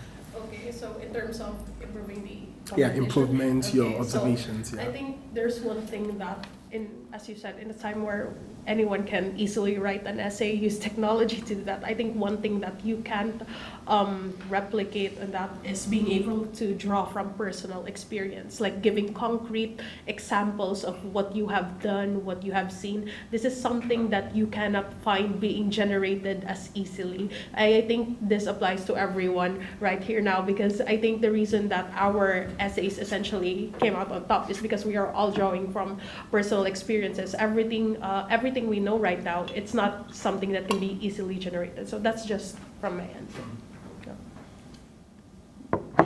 My turn, right? Yes. My turn. Hi. I was watching it online. So it's so cool. It's a break. So I would say that first of all, it's very privileged to be part of the top 5. So I'm so honored, and I have a huge gratitude to be part of these competitions. And it's hard to say, because in my own perspective, it's really hard to write, particularly because you have to think halfway what you have to tell to the world, because social media now is very there's a lot of misunderstandings, the way you say it, the way you write it. So it's for as a writer, I would say it's really hard for us to write, especially the topic that you have given to us. And it takes us a lot of like meditations. It takes us a lot of thinking, getting a lot of like informations, you know, and asking a lot of people. So I would say it's really hard, but I'm very privileged to be part of that. And I think the one way that the organization should improve in the next competition, which I really recommend it, and is that to you know, not just only maybe because, you know, there's a lot of like emerging technologies such as the AI, so it's so hard for, you know, to distinguish which is the one who's human to write this article or not. So it would be better probably if there will be instances that you meet halfway, like maybe there's an essay competitions, because you still needs to stick with the first part, like, you know, this is the pioneer and it will be a second batch of and it's still an essay competitions. Perhaps you could maybe have at least an interview a bit about the introductions of what you, and then asking a few questions with them. It would be better to consolidate or maybe to confirm their knowledge about what they wrote on their essays. It would be about fine. Fantastic. Yes, so I was thinking about also at the moment and previously what can be improved. I think that the paper, the essay, sorry, is a good option because it's quite democratic, because anyone, almost everyone can write an essay, and also can be an interesting format, also a video diary about what was saying during the essay, because maybe we can highlight like personal experience into the video diary, maybe without also special cuts or special effects, so everyone with a phone can do it, because it's essentially important to us, as we have said, that education should be open to all of us.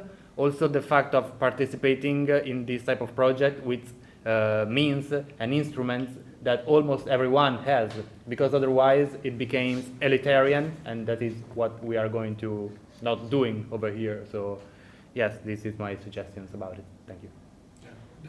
In conclusion, Dana wants to say to everyone that she was proud and happy be too, and she can say that in addition, she see the main way to increase in efficiency of the university in terms in contribution. So, this maybe this maybe to improve the way improve we can just contribution to social process in the consistent responsible attitude of students to study, and purposeful persistent acquisition of abilities for them choosing specialty and international with various public and social structures and organization, readiness for integration with European values.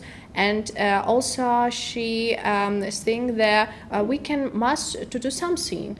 It doesn't matter what, because we just do. And when we started, we just see what method is the more effective, and we must to react on people. If you have a problem, we must to make some ideas how to decide this, and react how methods is more effective. Christina. Thank you, Peter. I would want the essay competition to remain as inclusive and accessible as possible. And if we believe that an essay competition writing is the most inclusive and accessible way to go, then I'm in full support of that particular medium. However, I think one component I would propose is, and this may not have to be a mandatory aspect per se, but maybe just something that you add as, I would say, something that students can opt into, is how it is that you may want to possibly partner and or fund a real intervention that a student or a group of students may be undertaking. Because I'm sure that with this particular essay competition and the topics that we're looking at, we don't just want solutions in theory. I know Magna Charta want practical solutions and you want to see real outcomes. So I believe that even if not the next staging, but further on, maybe the next anniversary, when we have a big anniversary coming up, you may want to look at how it is that the Magna Carta may want to sponsor and or partner with students on a real intervention that has proven results in their university or community. Wow. So I think that we seem to have shared quite exhaustively what our thoughts are about this, how we have participated, how we have been able to re-echo not just the feelings that we have as individuals, but largely I think that from what we also saw from the essays, it was a lot more consultative too. You'd see that, I mean, some of you had engaged with your friends, with your colleagues about the best ways that they imagine that, I mean, students can be involved in the university's attempt to be impactful in the society. Before we leave, I would want to give each one of us just 1 minute again, just to say a couple of words that you have to the MCO. What is clear is that this attempt was largely to give a much bigger perspective to the student voices, and not just to make it a checklist that is usually there, but to, in a practical way, find the value that your voice can have in the administration of the universities as they seek to reconstruct the societies that we live in. And so, and the fact that it went a step further to even say that come all the way to come and present it in your person tells of the magnitude and the impact that the MCO has for the students. So it's not just the lip service that is paid, but in practical terms also, it's shown by all intents and purposes that it really values your inclusion. So in just a word from each one of you, just to say a couple of words that you imagine to the MCO, and I'm sure that David and Co are going to be watching you. So just take turns to just say just a couple of words that come from your heart, what you imagine. This has afforded you that opportunity, and just to say a couple of words to MCO. Yeah.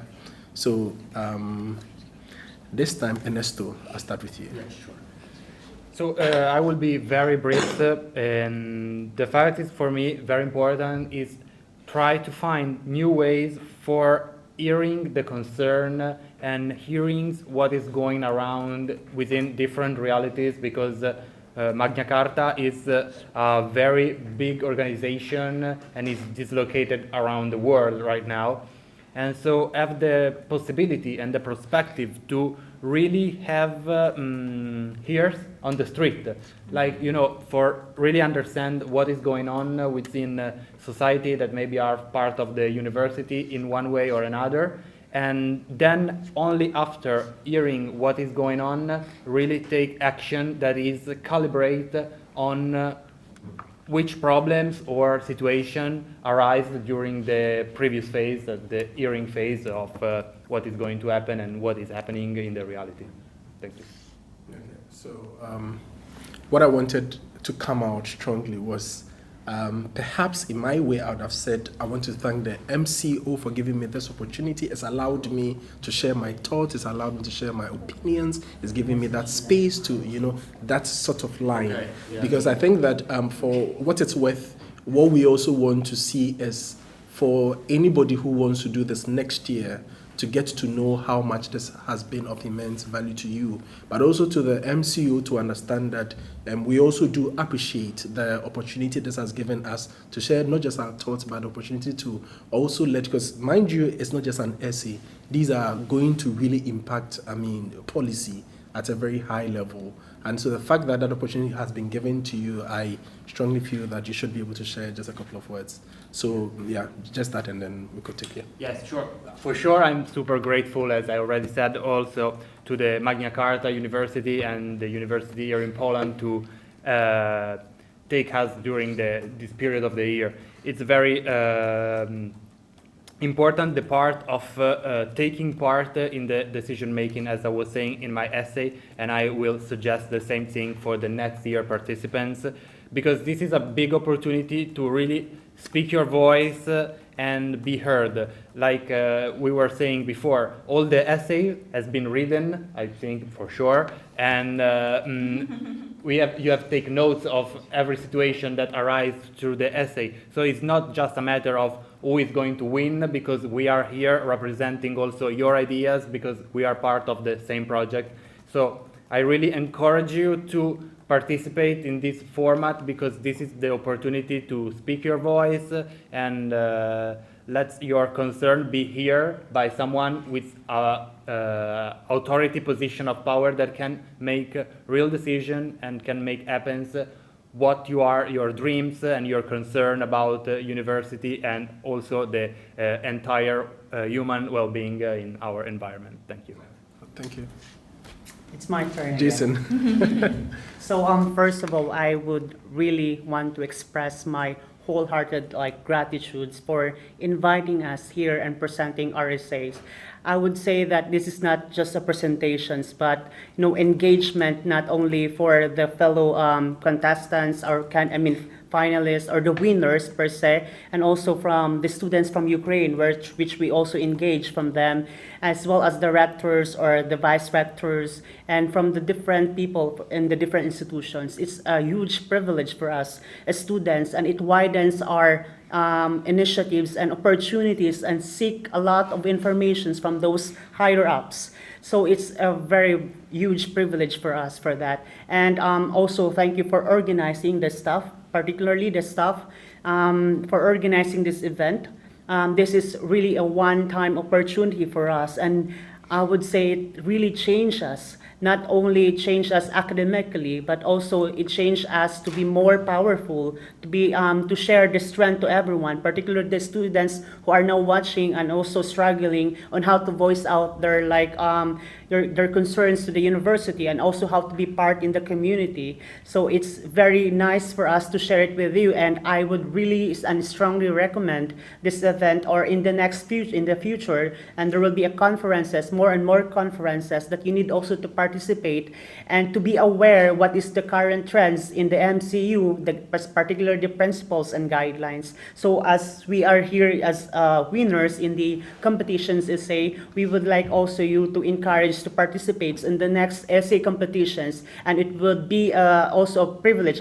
We want also to share our experiences. It's really a great experiences that we are here now currently with the fellow contestants, and also we could also share it to you guys. So maybe next time you could also participate and also win in these competitions and be part of it as a family. Thank you. Okay. Pamela.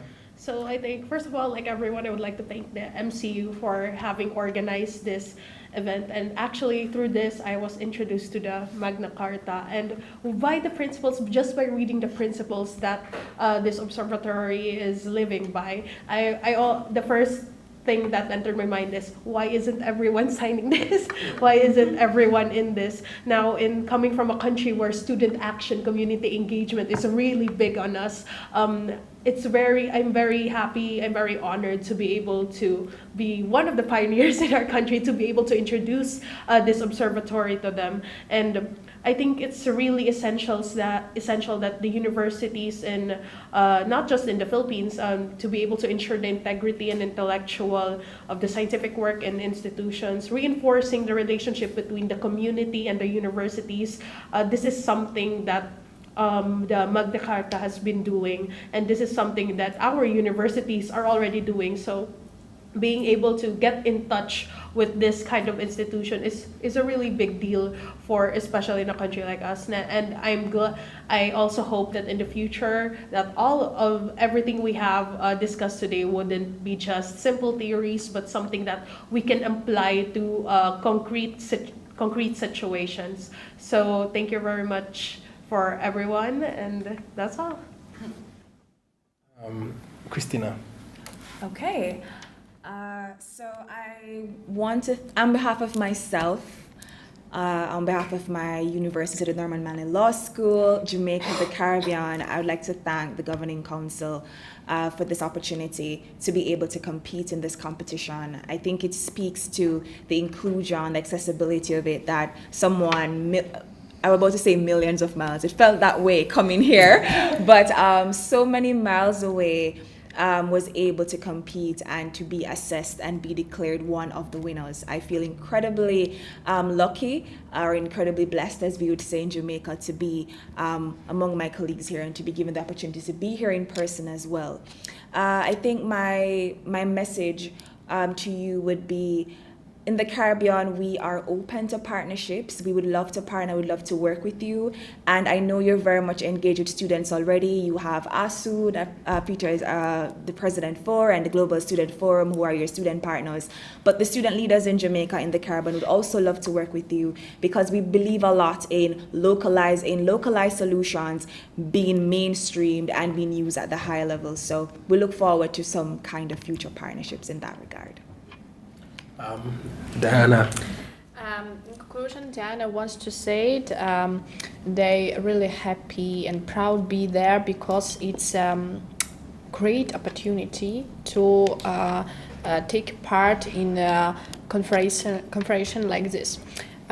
She is very grateful for such a warm welcome in Lodz. It's firstly, and secondly, she is grateful for such an opportunity, because she it's not such for easy. It's also it's a great meeting great people with great minds, with great voices, and she want to say it unforgettable skills and unforgettable experience for your future, for our future, our students who arrived. And I also thank you for this opportunity, because all of students, all of rectors or observatories say really great things, and we think that together we really can change this world.